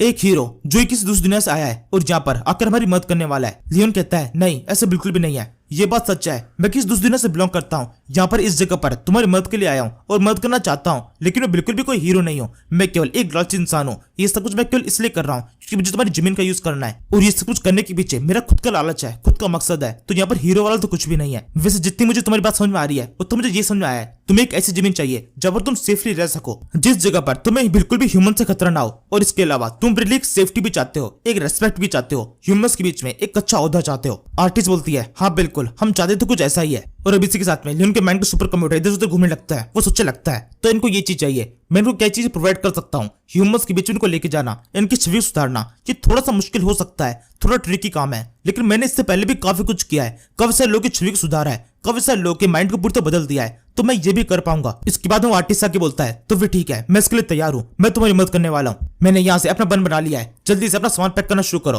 और अब से तुम इस छोटे से बैरियर के अंदर नहीं, इस पूरे वर्ल्ड के अंदर सर उठाई घूमने वाले हो। तुम्हारी ये समस्या क्योंकि मेरे सामने आ चुकी है, तो अब इस समस्या को सॉल्व होना पड़ेगा। ये कहते हुए लियोन हंसते हुए आर्टिस्ट की तरफ देखता है। उसके चेहरे के ऊपर एक हीरो वाली स्माइल होती है। वो इस डिमन क्वीन की तरफ देख के उसे कहने लगता है, तुमने अब तक तो मेरे दिमाग को पढ़ लिया होगा। डिमन क्वीन लियोन की तरफ देख रही होती है, उसकी आंखों से आंसू बह रहे हैं। लियोन आके बोलता है, अपना सामान पैक करो, अब से तुम सब भी ह्यूमंस के बीच में रहोगे, वही पूरी रेस्पेक्ट के साथ में। आर्टिस्ट कहती है, क्या सच में ये चीज पॉसिबल है? किस तरीके से ऐसा हो सकता है? लियोन बोलता है, हाँ बिल्कुल हो सकता है, मुझे भरोसा करो। आर्टिस्ट बोलती है, तो फिर ठीक है, मुझे तुम्हारे ऊपर पूरा भरोसा है। एक बार अगर हम कोशिश करके देखेंगे तो इसमें कोई भी खराबी नहीं है। तभी लियोन की तरफ से एक और सवाल आता है। वो पूछता है, वैसे ये 8 डिमन किंग क्या है? आर्टिस्ट बताती है, असल में वो 8 नहीं है, केवल 5 ही है। लियोन कहता है, क्या सच में? वो केवल 5 ही है, मुझे 5 ही दिखाई दिए थे, लेकिन फिर भी वो खुद को 8 बोल के इंट्रोड्यूस करते हैं। आर्टिस्ट बोलती है, हाँ ये उनका स्टाइल है, इस तरह से वो दिखाता है कि वो नंबर में ज्यादा है, वो नंबर गेम खेलने की कोशिश करते हैं ताकि जो कोई भी यहाँ पर अटैक करने के लिए आ रहा है उनको डरा सके। इसके बाद में लियोन की तरफ से अगला सवाल आता है। वाकी पूछता है क्या तुम सच में किसी का माइंड रीड कर सकती हो? ये एबिलिटी तो काफी शानदार है। आर्टिस्ट बोलती है हाँ बिल्कुल, ये काफी शानदार है। इसकी मदद से पता लगा सकती हूँ कि तुम्हारे मन के अंदर इंटेंशन वो किस तरीके के हैं। इसी वजह से तो तुम पर अटैक करते वक्त जब वो सारे डिमंस तुम पर अटैक करने के लिए आ रहे थे, मैंने देख लिया था कि तुम्हारे इंटेंशन उतने बुरे नहीं है, तुमसे बात की जा सकती है। तुम मेरी इस एबिलिटी को ऐसे समझ सकते हो कि तुम्हारे माइंड के अंदर कोई बात आई जो कि तुम मुझसे कहना चाहते हो, लेकिन तुम्हारे कहने से पहले मुझे पता चल जाएगा कि तुम मुझसे क्या कहने वाले हो। तुम्हारी बातें मुझे पहले पता चल जाती है। मुझे इस एबिलिटी को यूज करते हुए काफी लंबा टाइम हो चुका है, लेकिन इसके बावजूद भी मैं ठीक तरह से इसका यूज नहीं कर पाती हूँ। कुछ टाइम पहले जो कैरिडोस था जिसने ये सब कुछ नियम वगैरह बनाए थे कि हम ह्यूमंस को नहीं मारेंगे, उसने बादलों को देखकर ही पता लगा लिया था कि किस टाइम पर बारिश होने वाली है, किस टाइम पर फार्मिंग करनी चाहिए और किस तरीके से करनी चाहिए। मतलब उसकी आंखें इतनी तेज हो चुकी थी, वो कुछ ही प्रेडिक्ट कर सकता था और जो प्रेडिक्ट करता था वो हमेशा एकदम सही निकलता था। ये सुनकर लियोन सोचने लगता है अच्छा तो ऐसी बात है। उसके अंदर वेदर फोरकास्ट की पावर थी, इसी वजह से उसने फार्मिंग शुरू की, क्योंकि एक स्पीसीज जो कि पूरी तरीके से नॉनवेज के ऊपर डिपेंडेंट हो एकदम से वेज की तरफ आगे बढ़ेगी तो उनको काफी बड़ी दिक्कत आने वाली है। फार्मिंग बिल्कुल भी आसान नहीं है, उनको वेदर के बारे में पहले से पता चल जाता है, इसी वजह से ये फार्मिंग ठीक तरह से कर पाए थे। इसी समय जैसे लियोन को एक शानदार आइडिया आता है, वो उसे पूछने लगता है कि तुम अपनी पावर का कितना ज्यादा यूज कर सकती हो, मतलब तुम्हें कितना पता लगेगा कि फ्यूचर के अंदर क्या होने वाला है, क्या तुम्हारी पावर की कोई लिमिट है? आर्टिस्ट बताती है इतना ज्यादा मत पूछो, इतनी ज्यादा कुछ भी नहीं है, मैं अपनी पावर का बहुत कम यूज कर पाती हूँ। अगर मैं लगातार एक ह्यूमन को 5 मिनट देखती रहूं तो मुझे पता चलेगा कि उसके अगले 24 घंटे में क्या होने वाला है। इससे ज्यादा देख पाना मेरे लिए अभी पॉसिबल नहीं है। लियोन के लिए इस टाइम पर इतना भी काफी होता है। वाकी बोलता है क्या सच में तुम इतना कर सकती हो? और क्या तुम इस पावर की मदद से ये पता लगा सकती हो क्या सच में किसी की एक्सीडेंट से डेथ होने वाली है या फिर किसी और तरीके से? अगर वो 24 घंटे के अंदर एक्सीडेंट से मारा जाएगा तो क्या तुम्हें वही पता चल जाएगा? जब लियोन से कुछ कह रहा होता है तो उसके माइंड के अंदर कुछ अलग चीज चल रही है और ये चीज आर्टिस्ट सुनने जाती है। वो कहने लगती है मुझे पता है तुम किस बारे में बात करना चाहते हो, तुम सीधे सीधे बोल सकते हो, तुम्हें फेट के बारे में बात करनी है। तुम ये जानना चाहते हो कि नियति के अंदर जो लिखा हुआ है क्या सच में उसको किस तरह से बदला जा सकता है। तो उसके लिए मैं कहना चाहती हूँ हाँ सच में ऐसा हो सकता है, लेकिन इस तरीके से हम केवल उसको टाल सकते हैं और वो भी केवल 24 घंटे के लिए, क्योंकि अगर तुम्हें नीति में क्या होने वाला है वो पहले पता चल जाएगा तो कुछ ना कुछ बदलाव तो आएंगे ही। आर्टिस्ट का लियोन को ये कहना लियोन के लिए एक उम्मीद की किरण की तरह होता है। उसके चेहरे की वजह से एक बहुत लाइट आके पड़ती है। लियोन जिससे मनी में बहुत ज्यादा खुश हो रहा होता है, वो सोचने लगता है आखिरकार मुझे कुछ ऐसा मिला जिसकी मदद से मुझे मदद मिल सकती है। अब तक मैं एकदम अंधेरे भटक रहा था और अब एकदम से मेरे सामने इतनी बड़ी रोशनी का एक पुंज है। भले ही 24 घंटे बहुत ज्यादा नहीं होता है, लेकिन फिर भी एक स्टार्टिंग के हिसाब से मैं इसको एक अच्छा पॉइंट देख सकता हूँ। और जब लियोन ये सोच रहा होता है इस टाइम पर डीमन क्वीन की तरफ से एक और शर्त आ जाती है। वो आगे बोलती है मैं तुम्हारी मदद करने के लिए तैयार हूं, लेकिन तुम्हें पता है ना मदद के बदले मदद। अगर तुम मेरी मदद करोगे तो ही तुम्हारी कोई मदद की जाएगी, वरना मुझे पता है सुनने में काफी गंदा सा लग रहा है कि मैं तुम्हारे सामने इस तरह से कोई शर्त रख रही हूँ तुम्हारी बात मानने के बदले में। मैं तुम्हारे सामने शर्त रख रही हूँ, ये बहुत अजीब सा लग रहा होगा, लेकिन एक डीमन क्वीन के लिए बहुत जरूरी है। हम चाहते हैं नॉर्मल वर्ल्ड के अंदर जाके रहें, और अगर तुम्हें हमसे कोई मदद चाहिए तो उसके बदले में हमारी मदद करनी पड़ेगी। तुम एक ह्यूमन हो, अगर मैं डायरेक्टली तुम्हारी कोई मदद कर देती हूँ तो मेरे लोगों को ये बिल्कुल पसंद नहीं आएगा कि जिनकी वजह से हम इस छोटे से एरिया के अंदर इतने सालों से आके बंद होकर रह रहे हैं, उसकी मैंने फ्री में मदद कर दी। इसलिए तुम्हें इतना तो करना पड़ेगा, नॉर्मल वर्ल्ड के अंदर हमारी एंट्री कराओ और इसके बदले में तुम मेरी पावर का यूज कर पाओगे। इस बात को सुनकर लियोन के चेहरे के ऊपर एक हल्की स्माइल आ जाती है। वो ये बात अच्छी तरह जानता है कि किसी से मदद मांगने से ज्यादा शानदार होता है कि उसके साथ में किस तरह की डील कर ली जाए। इस तरीके से अपने ऊपर दबाव फील नहीं होता। यहाँ से अब हम कुछ देर बाद देखते हैं लियोन अभी भी इस बच्चे के सामने है। ये बच्चा लियोन को देख के बुरी तरह घबरा रहा होता है, अपनी मम्मी की चुप कर रहा होता है। लियोन उसके पास में आकर उससे पूछने लगता है बच्चे मुझे माफ कर दो, मुझे इससे लगता है जब पिछली बार मैंने तुमसे बात की थी उस टाइम पर मैं थोड़ा सा ज्यादा गुस्सा हो गया था, थोड़ा इंपेशेंट होकर तुमसे बात कर रहा था, इसलिए तुम मुझसे डर गई। लेकिन अब तुम मुझसे बिल्कुल डरने की जरूरत नहीं है। मेरी तो ध्यान से देखो, क्या तुम मेरे चेहरे को देख ऐसा लग रहा है कि मैं बिल्कुल भी डरावना हूं? मुझे बताओ तुम्हें किस जगह अपना घर चाहिए, मैं तुम्हारा उसी जगह पर एक शानदार सा घर बनाऊंगा। जिस जगह तुम इशारा करोगी तुम उसी जगह पर रहोगी। जल्दी से लियोन फ्रंटियर अंकल के पास में आओ और उनको बताओ कि तुम कहां पे रहना चाहती हो। ये कहते लियोन एकदम हस्की से बात कर रहा होता है, लेकिन उस लड़की को एकदम अलग चीज दिखाई दे रही है। उसको दिखाई दे रहा है एक अजीब सा राक्षस उससे बात कर रहा है, जिसके चेहरे के ऊपर काफी क्रीपी सी स्माइल है। लियोन को इस तरह बात करते हुए देखकर वो लड़की उससे बात करने की बजाय और भी डर रही होती है। वो बहुत बुरी तरीके से अपनी मम्मी की चिपक जाती है, रोना शुरू कर देती है, चिल्लाते हुए बोलती है इस क्रीपी से इंसान को मुझसे दूर करो, मैं बिल्कुल भी इसे देखना नहीं चाहती हूँ। और इसके साथ में लियोन का मुंह पूरी तरह उतर जाता है। जेवियर लियोन के पास में आकर उससे कहता है मुझे लगता है अब आपको हार मान लेनी चाहिए। इस तरीके से एक छोटे बच्चे के पास में आकर उसको अपनी शक्ल दिखाना, उसको डराने की कोशिश करना, ये तो कुछ ज्यादा गंदी हरकत हो गई है। ऐसे बच्चों को परेशान नहीं करते। लियोन कहता है आखिरकार तुम्हें मौका मिल गया ना अपना फेवरेट काम करने का, तुम्हें फिर से मौका मिल गया ना मुझे चिढ़ाने का। तुम हमेशा ऐसे ही करते हो। मुझे तो लगता है यार मेरी शक्ल में गड़बड़ नहीं है, ये लोग इंसानों से डरते हैं। तभी जीवेल इस बच्चे के पास में आता है। वो खुद से प्यार से बात करते हुए कहता है, मैं तुम्हें इस जगह से बाहर निकालकर असली वर्ल्ड में लेके जाऊंगा। पूरे बड़े से वर्ल्ड के अंदर तुम हर जगह पर घूम पाओगी। क्या तुम्हें बाहरी दुनिया को देखना है? और इस टाइम पर वो बच्चे एकदम से रोना बंद कर देती है, एकदम शांति से जरा शर्मा रही होती है और धीरे धीरे करके अपने पेरेंट्स को छोड़ने लगती है। इस बच्चे की इस बिहेवियर को देख कई चीज साफ चल रही है। अब उसका डर धीरे धीरे कमने लगा है और इसी के साथ में लियोन का चेहरा और ज्यादा खराब हो जाता है। सोचने लगता है, हमेशा ऐसा क्यों होता है? सारा काम मैं करता हूँ, सारी मेहनत मैंने की है, इनके लिए जो कुछ भी होने वाला है वो सब कुछ मैं करने वाला हूँ, लेकिन इसके बावजूद भी सारा क्रेडिट ये जीवे लेके जाने वाला है। केवल अपनी शक्ल के चक्कर में इसको हर जगह पर रेस्पेक्ट मिलती है, हर कोई इसका सम्मान करता है और सबसे ही प्यार से बात कर आसानी से उनका दिल जीत लेता है। और मैं इतना सब कुछ करके भी, मेरे को इतनी मेहनत करने के बावजूद भी केवल ये सारी गालियां सुननी पड़ती है। लोग मुझसे डरते हैं और मेरी इतनी इंसल्ट कर देते हैं। और अब इसी तरीके से वास्तविकता का सामना करने के बाद में लियोन ड्रैगन बैठकर यहाँ से निकल पड़ता है। उसके साथ में ये बच्ची डीमन और साथ में डीमन क्वीन भी है। ये बच्ची इस टाइम पर सो रही होती है और डीमन क्वीन लियोन को बताती है कि इस बच्ची का नाम लीला है और यहाँ पर जितने बाकी सारे बच्चे हैं वो सब के सब ह्यूमन से बहुत ज्यादा डरते हैं। इसके बाद वो लियोन सवाल करती है, वैसे क्या तुमने कभी अफवाह सुनी है कि डीमंस अक्सर ही ह्यूमंस के एरिया के अंदर आते रहते हैं? लियोन बोलता है, हाँ बिल्कुल, कई बार अफवाह सुनी है, लेकिन हर बार मुझे ऐसा लगता है कि सब कुछ एकदम बेकार की बात है। और अब तुमसे बात करने के बाद भी ऐसा लगता है, हाँ सच में बेकार की बात थी, तुम लोग बिल्कुल भी ह्यूमंस के एरिया के अंदर आने की कोशिश नहीं करते। डीमन क्वीन बोलती है, नहीं ऐसा बिल्कुल भी नहीं है, हम अक्सर ह्यूमंस के एरिया के अंदर आने की कोशिश करते हैं। असल में हमारी टेरिटरी के अंदर जितने भी डीमंस रहते हैं उन सभी को पूरी आजादी है, वो जब चाहे तब किंगडम से बाहर निकलकर ह्यूमंस के एरिया में जा सकते हैं। आमतौर पर हम लोग ह्यूमंस के एरिया में जाते हैं, अपना कुछ काम करते हैं और वापस लौट आते हैं, लेकिन कभी कभी कुछ गलत चीजें हो जाती है और वो गलत चीजें जिंदगी भर का सबक बन जाता है। और यहाँ से एक फ्लैशबैक सीन शुरू होता है। हम लीला को देखते हैं जो कि इस टाइम पर एक पेड़ के पास में है, सामने की तरफ एक फैमिली को देख रही होती है, एक इंसानी फैमिली। ये इस टाइम पर अपने किंगडम से बाहर है और सामने ह्यूमंस के एरिया में आ चुकी है। यहाँ इस जगह पर ये इंसानी फैमिली आराम से एंजॉय कर रही होती है, एक पेरेंट, एक मदर और उसके 2 बच्चे। जब लीला ये सब कुछ देख रही होती है तो सोचने लगती है, मेरे पेरेंट्स अक्सर मुझसे ऐसा कहा करते थे कि मेरे को ह्यूमंस के एरिया में कभी भी नहीं जाना चाहिए क्योंकि ह्यूमंस बहुत ज्यादा खतरनाक होते हैं। लेकिन मैं तेरे को देख पा रही हूँ, ये तो काफी नॉर्मल्स हैं, एक दूसरे के साथ में काफी अच्छे से बात कर रहे हैं। जिस तरह से लोग आपस में बात कर रहे हैं मुझे ऐसा लग रहा है ये बहुत ज्यादा काइंड है और काफी अच्छे लोग हैं। इसी तरीके से धीरे धीरे करके लीला को यहाँ पर जितने भी लोग होते हैं इन सभी के साथ में थोड़ी सहानुभूति होने लगती है, थोड़ा लगाव सा होने लगता है। वो कभी भी इनके सामने नहीं जाती, लेकिन दूर से चुप के इन सभी को देखती रहती है। वहां पर सामने एक तरफ 2 बच्चे आपस में खेल रहे होते हैं, तभी एकदम से ये लोग जिस गेंद से खेल रहे हैं वो गेंद एक बच्चे के सर पे लग जाती है और बच्चा जमीन पे गिर जाता है। और इस टाइम पर लीला जो कि दूर से ये सब कुछ देख रही है वो जोर से हंसना शुरू कर देती है कि इंसानी बच्चे किस तरह की हरकतें कर रहे हैं। इसी तरीके से धीरे धीरे टाइम बीतता है, सर्दियों का मौसम शुरू हो चुका है और सर्दियों के मौसम में अक्सर इस जगह पर खाने की कमी हो जाती है। लीला ये सब कुछ देख रही है, उस घर के अंदर कोई बिल्कुल भी खाना नहीं है, बच्चे लगातार रो रहे हैं, फादर परेशान है कि बच्चों के लिए खाना कहां से लाए। सेम ऐसी हालत इस मदर की भी है। लीला ये सब कुछ पीछे की साइड से चुपके से देख रही होती है और फिर एकदम से उसके माइंड में कुछ ख्याल आता है, वो तुरंत वहां से भाग जाती है। और फिर से कुछ देर बाद में इन सभी का इंटरेक्शन होता है, ये सारे बच्चे किसी तरफ देख रहे हैं और फिर कुछ देर बाद में इन बच्चों का किसी के तरफ इंटरेक्शन होता है, ये सामने तक किसी को देख रहे होते हैं। इनको दिखाई देता है एक बकेट है जिसके अंदर काफी सारा खाना है। इससे भी खास बात यह है इस बकेट को एक डीमन इस जगह पर लाई होती है जिसके सर पे एक सींग है, ये लीला है। जब लीला इस जगह पर आती है उसके चेहरे के ऊपर एक हल्की स्मेल होती है, लेकिन किसी की वजह से स्मेल पे नहीं पड़ती, सबकी नजर पड़ती है कि ये एक डीमन है।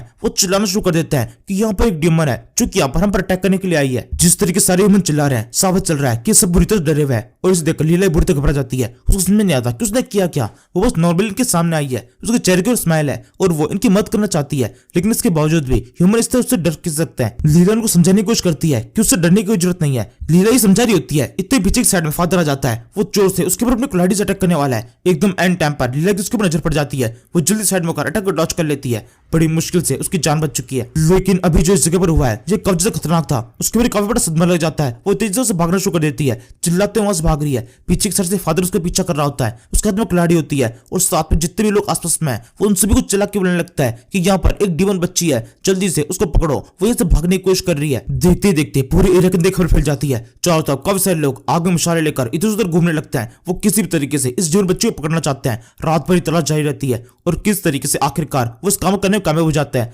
हजारों लोग एक डीमन बच्चे को ढूंढने के लिए लगे हुए हैं। इनको सामने की तरफ डीमन बच्चे दिखाई दे चुकी है। सभी ह्यूमंस इस टाइम पे काफी डरे हुए हैं। सामने केवल एक बच्ची है, लेकिन इसके बावजूद भी सबके चेहरे पर डर साफ दिखाई दे रहा है। सेम ऐसे रिएक्शन उस बच्चे के चेहरे पर भी होता है। वो एकदम साइड में कोने में दुबकी सी पड़ी सी होती है, उसकी बड़ी बुरी तरह से कांप रही है। ह्यूमन लगातार एक ही बात तो चिल्ला रहे होते हैं, इसके ऊपर अटैक करो और उसको जान से मार दो, बिल्कुल भी उसके जाने मत देना। और जब ह्यूमन उसको ये सब कुछ कह रहे होते हैं तो धीरे धीरे करके लीला का डर और ज्यादा बढ़ता जा रहा है। लीला समझ चुकी है यहाँ से बचने का कोई तरीका नहीं है और धीरे धीरे करके ये डर गुस्से में बदलने लगता है। लीला के दांत लंबे होने लगे हैं, उसके नाखून दिखाई देने लगे हैं और फिर एकदम से वो एक असली डीमन की दिखाई देने लगती है, काफी ज्यादा डरावनी सी, काफी खूंखार और काफी डेंजरस। जब तक लीला अपने नॉर्मल फॉर्म में थी, एक क्यूट सी बच्ची, तब तक तो इसके पीछे पड़े हुए थे, लेकिन जैसे ही उसका असली फॉर्म दिखाई देता है, सबकी बुरी तरह से खराब हो जाती है हालत। वो सबके सब डर के मारे चिल्लाना शुरू कर देते हैं, चिल्लाते हुए इधर से उधर भागना शुरू कर देते हैं। लेकिन कुछ सेकंड के अंदर उन सभी की दोबारा समझ आती है कि ये केवल एक डीमन बच्ची है, इसको अटैक करके वो जरूर से उसको मार पाएंगे, नंबर में ज्यादा है, ये जरूर जीत पाएंगे। ये उसको दोबारा से अटैक करने की कोशिश करते हैं, लेकिन इसी टाइम पर लीला ने अपने माइंड में बैठा लिया है कि ह्यूमंस बहुत ज्यादा घटिया होते हैं,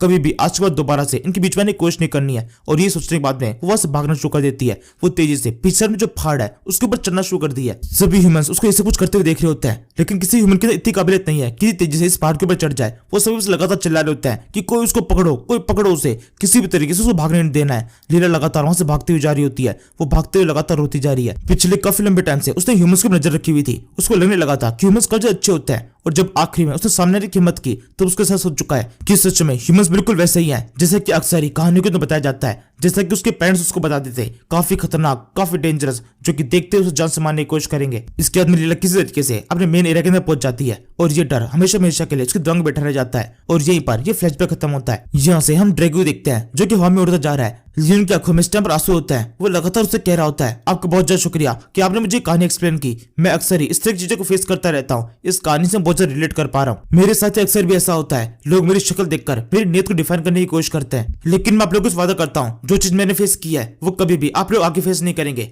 या फिर जो चीज आप लोग लंबे टाइम से फेस करते हैं वो अब और फेस करने की जरूरत नहीं पड़ेगी। सब कुछ पूरी तरह ठीक हो जाएगा। मैं किसी भी तरीके से सब कुछ ठीक करके रहूंगा, आपको एक रेस्पेक्ट की जिंदगी मिलेगी। यही बात करते हुए कुछ टाइम के अंदर ये फ्रंटियर सिटी पहुंच जाते हैं। यह पहुंच के लियोना के बोलता है, ये है मेरी फ्रंटियर सिटी, आप लोगों का नया घर। इसके बाद भी अभी चारों फ्रंटियर मेंशन की तरफ आगे बढ़ रहा है। अभी भी लीला काफी ज्यादा घबराई हुई होती है, वो डीमन क्वीन को बिल्कुल भी छोड़ नहीं रही है। उसके मन में अभी वही ख्याल चल रहा होता है कि अभी इस टाइम पर वो विलेजर्स के बीच में है, ये सारे लोग जितने भी यहाँ पर मौजूद है वो सबके सब ह्यूमंस है। जैसे उनकी नजर इसकी ओर पड़ेगी वो तुरंत ही उसको मारने की कोशिश करेंगे। इसी समय लियोन की आवाज आती है, वो सामने तक किसी से कह रहा होता है, तो तुम लोग यहाँ पर हो, देखो मैं अपने साथ में नए मेहमानों को लेके आया हूँ। और ये सुनकर लीला और भी ज्यादा घबरा जाती है कि सच में इंसान इस जगह पर आ चुके हैं और अब इंसानों की उसके ऊपर नजर पड़ेगी, वो चिल्लाना शुरू कर देंगे। लेकिन असल में ऐसा कुछ भी नहीं होता। वह सामने तो कुछ ऑर्क्स होते हैं जो कि नॉर्मली बोलते हैं, अच्छा आप लोगों से मिलकर बहुत खुशी हुई, वैसे हाल ही में मलिका से मिलकर आ रहा हूँ, मलिका काफी ज्यादा अच्छी है, अब मैं दोबारा से उससे मिलने के लिए जाऊंगा। यही बात करते हुए सारे ऑर्क्स आपस में एकदम नॉर्मली यहाँ से निकल जाते हैं। उनमें से किसी का भी ध्यान इस जीवन के ऊपर कुछ खास तरीके से नहीं किया है, उन्होंने जैसे इसको एकदम इग्नोर किया है,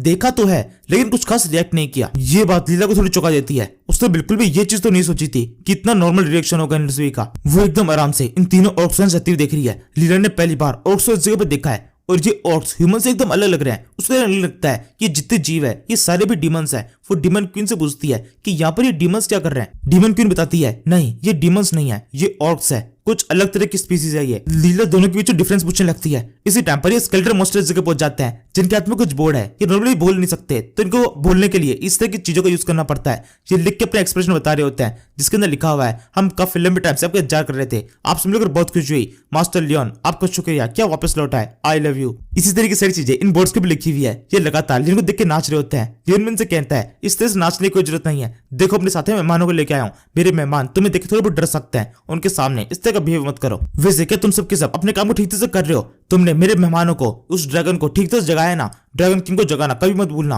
वरना बहुत बड़ी दिक्कत हो सकती है। इसी के साथ ही स्केलेटल मॉन्स्टर भी इस जगह चले जाते हैं। और फिर इसके बाद में तीसरी चीज दिखाई देती है, मतलब ये ड्रैगन जो कि वो बाथरूम की सफाई के लिए जा रहा होता है। लीला ने अपनी पूरी लाइफ के अंदर इस तरह की अजीब चीजें एकदम पहली बार देखी है। उसको पहली बार इस तरह के ऑक्स दिखाई दिए, इस तरह के मॉन्स्टर दिखाई दिए, और साथ में दिखाई दिया ड्रैगन। और ये तीनों एक ही जगह मौजूद है, एकदम आराम से एक दूसरे के बीच में रह रहे हैं, और इनमें से कोई भी लीला को देखकर कुछ भी जिस तरह रिएक्ट नहीं कर रहा। इसी वजह से उसके माइंड के अंदर काफी सारे सवाल होते हैं। वो आखिरकार लियोन से खुद से बात करने की कोशिश करती है। उसके पास में आकर उससे कहने लगती है, मास्टर तो ये बात है, आप भी असल में एक डीमन किंग है, मेरे को आपके चेहरे को देखकर ही पहचान जाना चाहिए था कि आपका इतना खतरनाक चेहरा है, आप भी जरूर से एक डीमन किंग ही होंगे। जी अगर लीला ने लियोन को दोबारा से इंसल्ट कर दिया है, उसका चेहरा पूरी उतर जाता है। उससे कहने लगता है कि सच में मेरी शक्ल एक डीमन की तरह है, मैं एक इंसान हूँ, एक डीमन की तरह शक्ल होना ये तो मेरे लिए इंसल्ट की बात है। मतलब मैं यहाँ पर ये नहीं कह रहा हूँ डीमन की शक्ल बेकार होती है, लेकिन फिर भी मैं ह्यूमन हूँ तो मेरी शक्ल ह्यूमन जैसी होनी चाहिए, इतना बुरा तो मत कहो। इसी तरीके से कई सारे जीवों से मिलने के बाद में लियोन की मुलाकात होती है इन दो बंदों से। ये वो सेनापति है और इसके साथ में ये वो आतंकवादी ग्रुप का लीडर। इन दोनों शानदार कपड़े पहन रखे हैं। लियोन को देख के पूछने लगता है तुम दोनों जा कब रहे हो। वो बताते हैं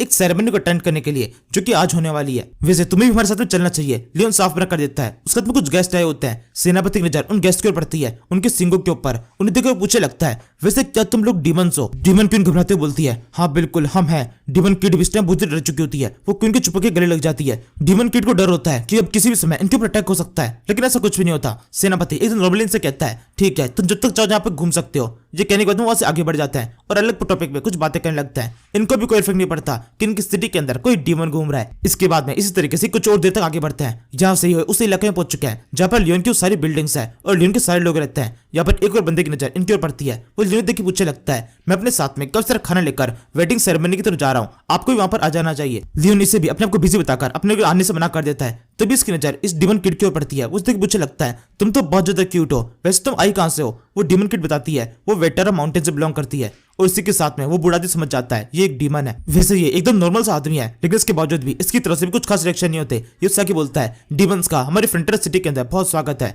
तुम यहाँ पर घूम सकती हो, कोई जरूरत चाहिए हो तो मुझे बता देना। ये करिए ओल्ड मैन यहाँ से आगे बढ़ जाता है और इस टाइम पर डीमन किड बिल्कुल डरी नहीं होती है। अब उसका डर धीरे धीरे खत्म होने लगा है। तभी सामने की तरफ कुछ बच्चे होते हैं जो कि उनको देखकर उंगलियां करते हुए कहने लगते हैं देखो वहां पर कितनी अजीब सी जीव है। एक दूसरी बच्ची बोलती है नहीं तुम्हें ऐसा नहीं बोलना चाहिए, वो हमारी उम्र की है, चलो उसके साथ में खेलते हैं। ये कहते जब ये डीमन की तरफ बढ़ते हैं डीमन दोबारा से घबराने लगती है। वो लियोन से पूछते हैं क्या हम उसके साथ में खेल सकते हैं? लियोन बोलता है तुम मुझसे क्यों पूछ रहे हो, जाओ जाकर उसी से पूछ लो। लियोन की बात को सुनकर ये दोनों प्यारे से बच्चे इस डीमन किड के पास में जाकर उससे पूछने लगते हैं वैसे क्या तुम हमारे साथ में खेलोगी? हमें खेलने के लिए एक और साथी की जरूरत है, तुम भी हमारे साथ में खेल सकती हो। वैसे तुम्हारे पास में हमें मना करने का कोई भी ऑप्शन नहीं है, हमें बिल्कुल अच्छा नहीं लगेगा कि हमें तुम्हें घसीट के अपने साथ में लेके जाना पड़ेगा और जबरदस्ती अपने साथ में खिलाना पड़ेगा। ये सुनकर डीमन किड घबराते हुए बोलती है क्या तुम लोगों को मुझसे डर नहीं लग रहा है? मुझे नहीं लगता, तुम लोगों को मेरे साथ में खेलना चाहिए, मेरा कलर तुम लोगों से अलग है और इसके अलावा मेरे सर पे तो एक सींग भी है। ये कहते हुए डीमन काफी ऑकवर्ड सा फील कर रही होती है। तो ये बच्चे सामने से उसके ऊपर चिल्लाते बोलने लगता है देखो ये बिल्कुल भी ठीक हरकत नहीं है, तुम्हें नीचे दिखाने की कोशिश कर रही हो, हम तुम्हें सामने से पूछ रहे हैं हमारे साथ में खेलो और तुम्हें बताने की कोशिश कर रही हो कि तुम्हारे पास में सिंग है और हमारे पास में नहीं है, तुम इस तरीके से हमें चिढ़ा नहीं सकती हो। देखो ये बिल्कुल भी अच्छी बात नहीं है, हम तुम्हें सामने से खेलने के लिए पूछ रहे हैं, अब हाँ या फिर ना सीधे से साफ साफ जवाब दो वरना हम अपने तरीके का यूज करेंगे। ये कहते जब ये बच्चे इस तरीके से उसको फोर्स कर रहे होते हैं तो डीमन की धीरे धीरे घबराने लगती है। वो डीमन क्वीन की तरफ देखती है और फिर धीरे से जो डीमन क्वीन के चेहरे के ऊपर स्माइल आती है इसी के साथ में उसके हाथ को छोड़ देती है। इसका मतलब है अब वो भी खेलना शुरू कर सकती है। डीमन क्वीन ने भी उसको परमिशन दे दी है और फिर इसके बाद में फाइनली इस डीमन किड के चेहरे के ऊपर एक बढ़िया स्माइल दिखाई देती है। ये तुरंत यहाँ पर जितने बच्चे मौजूद हैं उन सभी साथ में खेलना शुरू कर देती है। ये सब के सब भागते हुए चले जाते हैं। लियोन थोड़ा घबराते हुए डीमन क्वीन से बोलने लगता है वैसे यहाँ पर जितने बच्चे मौजूद है वो सबके सब काफी ज्यादा अच्छे हैं, लेकिन फिर भी वो डीमन की बच्ची है, कुछ टाइम लगेगा उसको थोड़ा बहुत एडजस्ट करने में, लेकिन कुछ टाइम के अंदर डीमन किड भी यहाँ पर अच्छी तरह एडजस्ट करना सीख जाएगी। ये कितने लियोन जब उस बच्ची की तरफ देखता है उसको पता चलता है वो बच्ची तो पहले वहाँ पर एडजस्ट कर चुकी है। वहाँ सामने तरफ फुटबॉल होती है, वो जोर से उसके ऊपर लात मारती है। असल में उसकी आंखें एकदम लाल हो चुकी होती है, वो एकदम जैसे डीमन की तरह दिखाई दे रही है, एक असली डीमन की तरह। और जोर से लात पड़ने के साथ में वो बॉल बहुत तेज रफ्तार से सीधे जाकर एक मीनार के ऊपर टकराती है। इसकी रफ्तार इतनी तेज है कि उस मीनार के टुकड़े हो जाते हैं। वो मीनार के ऊपर का साइड का गुंबद पूरी तरह टूट चुका है, जो कि काफी ज्यादा ऑब्वियस भी है। यहाँ पर जितनी बिल्डिंग्स बनाई गई है वो सारी बनाई है ह्यूमंस के हिसाब से, किसी भी डीमन की पावर को ये बिल्डिंग संभाल नहीं सकती है। इसे देखकर डीमन की बुरी तो घबरा जाती है कि उसने यहाँ पर तबाही मचा दी है और अब ह्यूमंस उसको मारना शुरू कर सकते हैं। लेकिन इस बार भी ऐसा कुछ भी नहीं होता। सामने तो जो बच्चे होते हैं वो बल्कि उसकी तारीफ करने लगते हैं, उसे खुश होते बोलने लगता है बहुत अच्छे, क्या शानदार शॉट था, तुम्हारे किक के अंदर तो बहुत ज्यादा जान है, तुम हमारी तरफ से खेलो, तुम बहुत शानदार खेलोगी। पीछे से एक लड़का भी चिल्लाते हुए बोलता है हाँ बिल्कुल हॉर्न वाली लड़की, तुम्हारा शॉट बहुत ज्यादा शानदार था, तुम्हारी किक देखकर मैं बहुत ज्यादा इंप्रेस हुआ। इसी के साथ ही डीमन किड के चेहरे पर दोबारा स्माइल जाती है, उसकी इस तरह तारीफ की जा रही है, वो भी इंसानों के बीच में। लियोन कहता है मुझे लगता है बिल्कुल भी दिक्कत होने वाली है, ये आसानी से यहाँ पर एडजस्ट कर लेगी। इस टाइम आप जेवर को एडजस्ट कर सकते हैं। तो भी लियोन देखता है ये जो डीमन क्वीन है उसने लियोन के सामने अपना सर झुका दिया है। वह बोलने लगती है लियोन फ्रंटेरा आप बहुत ज्यादा शानदार है, क्या अब से आप हमें लीड कर सकते हैं? मैं चाहती हूँ लियोन फ्रंटेरा अब से आप हमारे डीमन किंग बन जाएं। ये सब कुछ एकदम से हुआ क्या? डीमन क्वीन ने डीमन किंग का ऑफर लियोन को दे दिया है। इसका मतलब ये बहुत बड़ी बात है। लियोन पूछने लगता है तुम्हारा मतलब क्या है? तो एकदम से डीमन क्वीन की बॉडी के अंदर से एक बहुत तेज एनर्जी बाहर निकलती है। ये एक पिंक कलर की एनर्जी है जो कि सीधे लियोन की बॉडी के अंदर आने लगी है। और इसी के साथ में लियोन को एक स्क्रीन भी होती है जिसके ऊपर लिखा हुआ है कांग्रेचुलेशन, तुम्हें एक नई अचीवमेंट मिली है और अब तुम एक डीमन किंग बन चुके हो, तुम्हारे अंदर डीमन किंग की सारी पावर इनहेरिट हो चुकी है। इसी के साथ लियोन इस एनर्जी को अपनी बॉडी के अंदर फील भी कर रहा होता है। तभी उसे एक और स्किन डच होती है जिसके ऊपर लिखा हुआ है अब डीमन किंग की सारी पावर धीरे करके तुम्हारी बॉडी के अंदर अवाक होना भी शुरू हो जाएगी। इसी के साथ में अब लियोन की बॉडी के अंदर से एक एनर्जी बाहर निकलती है। ये एक रेड रंग की एनर्जी है जो कि आसमान तक दिखाई दे रही है, सब जगह पर इसका इफेक्ट दिखाई दे रहा होता है। लियोन की बॉडी के अंदर जो डिमोनिक चेंजेस है वो होना शुरू हो चुके हैं और इसका जो सबसे पहला चेंजेस दिखाई देता है वो ये है, लियोन के अब सिंग आ चुके हैं और साथ में 2 पंख भी, वो पूरी तरीके से एक डीमन की तरह दिखाई दे रहा है। स्क्रीन विंडो शो होती है जिसके ऊपर लिखा हुआ है एक डीमन के लिए उसके सिंग और उसके पंख दोनों बहुत ज्यादा इंपॉर्टेंट होते हैं। ये उसके एक सिंबल की तरह है कि वो एक डीमन है, इसलिए दोनों तुम्हें भी मिल चुके हैं। जेवियर भी अपने आंखों के सामने सब कुछ होता हुआ देख रहा होता है और इसी के साथ में उसे एक और मौका मिल चुका है लियोन को मजाक बनाने का। वो उसे कहने लगता है वैसे आपकी बॉडी के अंदर कुछ खास चेंजेस नहीं आए, आपकी शक्ल तो अभी भी पहले की जैसी ही है, कुछ भी बदलाव नहीं हुआ है। लियोन कहता है क्या मतलब है तुम्हारा, शक्ल पहले की जैसी है, क्या पहले भी मैं एक डीमन की तरह दिखाई देता था? तभी वहां पर कुछ नाम नार्गिक पे आ जाते हैं। वो भी लियोन देख के बोलने लगता है देखो ये तो मास्टर लियोन है, इनके सींग आ गए और साथ में पंख भी, अब तो ये पूरी तरीके से एक डीमन की तरह लग रहा है। लियोन चिल्लाते बोलने लगता है ये बिल्कुल भी ठीक नहीं है, लोग मुझे पूरी तरीके से अब एक डीमन कहने लगे हैं, भले मेरी शक्ल थोड़ी सी खराब थी लेकिन फिर भी मेरे सींग नहीं थे, ये तो कुछ ज्यादा ही हो गया। इसके बाद वो डीमन क्वीन से बोलता है मुझे लगता है तुम्हें ये पोस्ट अपने पास भी रखनी चाहिए क्योंकि मैं बिल्कुल भी ताकतवर नहीं हूँ, अगर तुम्हारी और मेरी फाइट होगी तो तुम आराम से मुझे फाइट में हरा दोगी, मेरे जैसा कमजोर जीव इस पोस्ट के लायक नहीं है, ये पोस्ट तुम्हारे पास भी होनी चाहिए। डीमन क्वीन बोलती है इससे कोई फर्क नहीं पड़ता कि तुम कितने ताकतवर हो, डीमंस के बीच में किंग वो बनता है जिसके पास में एक अच्छी नॉलेज हो, जिसका दिमाग परफेक्टली वर्क करता हो और जो डीमन सभ्यता को बहुत आगे लेके जा सके, और ये सारे गुण मुझे आप में दिखाई देते हैं। लियोन अभी भी इस काम के लिए एकदम आनाकानी कर रहा होता है, तभी उसकी स्किन शो होती है जिसके ऊपर लिखा हुआ है आपसे जितने भी डीमंस हैं वो सब के सब तुम्हारी बात को मानेंगे, चाहे तुम उनसे कुछ भी करने के लिए कहो, उनसे मजदूरी क्यों ना कराओ, वो हर एक तुम्हारी बात को मानेंगे। कि सुनी के साथ में लियोन के चेहरे के ऊपर एक इविल स्माइल आ जाती है, वो पूरी तरीके से अब एक डीमन दिखाई दे रहा है। वो हंसते हुए बोलता है अच्छा ऐसी बात है तो फिर ठीक है, इस सम्मान को मैं एक्सेप्ट कर लेता हूँ, अब से मैं हूँ डीमन किंग लियोन फ्रंटेरा। और फिर इसके बाद में हम इस वेडिंग सेरेमनी का सीन देखते हैं जहाँ पर एक ऑर्क और एक ह्यूमन की शादी हो रही है। ये दोनों डीमन भी इस शादी को अटेंड करने के लिए आए होते हैं और शानदार तरीके से एंजॉय कर रहे होते हैं। और जब ये शादी खत्म होती है तो हम देखते हैं लियोन के चेहरे के ऊपर अभी इस टाइम पर कोई भी सींग नहीं है, वही तो नॉर्मली यहाँ पर बैठा हुआ है। ये देखो जेवियर कहता है ये तो कब्जा अच्छी बात है कि आपके सींग जब चाहे तब आ सकते हैं और जब चाहे तब गायब हो सकते हैं। लियोन कहता है हाँ तुम बिल्कुल ठीक कह रहे हो, ये काफी अच्छा हुआ कि अपने सिंग्स को मैं कंट्रोल कर सकता हूँ, वरना काफी दिक्कत हो जाती। ये कितने लियोन इस नई जोड़ी को देख रहा होता है और ये ह्यूमन एमिली दोनों शादी को लेकर काफी ज्यादा खुश है। दोनों की लव स्टोरी स्टार्टिंग में बहुत शानदार रही है, 2 अलग अलग टाइप के जीवों के अंदर ये पहली शादी है। इसके बाद में लियोन कुछ सोचने लगता है और फिर जेवियर से बोलता है जेवियर अब मुझे लगता है आराम करने का टाइम खत्म हो चुका है, हमें कुछ और जरूरी काम करने के लिए यहाँ चलना पड़ेगा। और इसी के साथ में ये दोनों यहाँ से निकल जाते हैं, तुरंत ही डर के बैठते हैं और इनका सफर शुरू हो जाता है। लियोन ने काफी सारा काम कर दिया है। सबसे पहला काम इस डीमन किड को दोबारा से उसके शहर में छोड़ दिया है, लैलैंड वापस जाकर सभी लोगों को बता दिया है कि किस तरीके से फ्रंटियर सिटी के अंदर इनके साथ में एक काफी अच्छा बिहेव हो रहा है। वहां पर चाहे तो जब तक चाहे तब तक रह सकते हैं और चाहे तो परमानेंटली वहां पर शिफ्ट भी हो सकते हैं। और सभी डीमंस इस बात से बहुत ज्यादा खुश है, सबने सोच लिया है कि सब के सब यहाँ से फ्रंटियर सिटी शिफ्ट हो जाएंगे। और अब क्योंकि इन डीमंस को रहने के लिए एक नई जगह मिल चुकी है, इनकी शर्त पूरी हो चुकी है, तो अब टाइम हो चुका है लियोन की बात को मानने का। डीमन किंग सबसे पहले अपने कैसल के अंदर आकर इस चीज के ऊपर क्लिक करती है जिसके साथ में यहाँ पर जो भवंडर सा बना हुआ है, जिसके कारण इस जगह पर एंटर नहीं किया जा सकता और यहाँ पर रास्ता नहीं बना सकते, ये भवंडर यहाँ से गायब हो जाता है। और इसके अलावा लियोन ने जिस तरीके से इस डीमन क्वीन की मदद की है, इसके बदले में डीमन क्वीन लियोन को एक और शानदार चीज देती है। ये एक स्पेशल टाइप का गोल है, वो जितने आगे बोलने लगती है ये हमेशा डीमन किंग के पास में होता है और अब क्योंकि आप डीमन किंग है तो आप इसका यूज कर सकते हैं। इसकी मदद से आप किसी भी जगह पर ठंडी हवाएं लेके आ सकते हैं और उसकी मदद से काफी कुछ किया जा सकता है। ये सब कुछ आपकी सोच पर डिपेंड करेगा। और इसके अलावा जैसा कि मैंने आपसे कहा था, क्योंकि आप डीमन किंग बन चुके हैं इसलिए आगे के ऑर्डर आप ही हमें देंगे, आप ही बताएंगे हमें क्या करना है। लियोन के चेहरे के ऊपर एक बड़ी स्माइल आती है, वह बोलता है हाँ बिल्कुल, इस पावर का तो मैं बहुत अच्छी तरह यूज करूंगा, मुझे पता है तुम सभी से क्या करवाना है। इसी के साथ लियोन का क्षत्रिय प्लान शुरू हो चुका है। वो इन सारे डीमंस को अपने मेन इलाके में लेके आ चुका है, जस्ट रास्ता बनाना है। इन सभी को बताने लगता है कि किस तरीके से इस जगह पर रास्ते का काम शुरू किया जाएगा और ये सारे डीमंस मिलकर इस काम को कंप्लीट करेंगे। इन सारे डीमंस को इस जगह पर काम करने का काफी अच्छा खासा एक्सपीरियंस है। और इसके अलावा जो डीमंस होते हैं वो बहुत कम खाना खाते हैं, ये वेज के ऊपर शिफ्ट हो चुके थे, इसका मतलब इनकी भूख काफी कम हो चुकी है।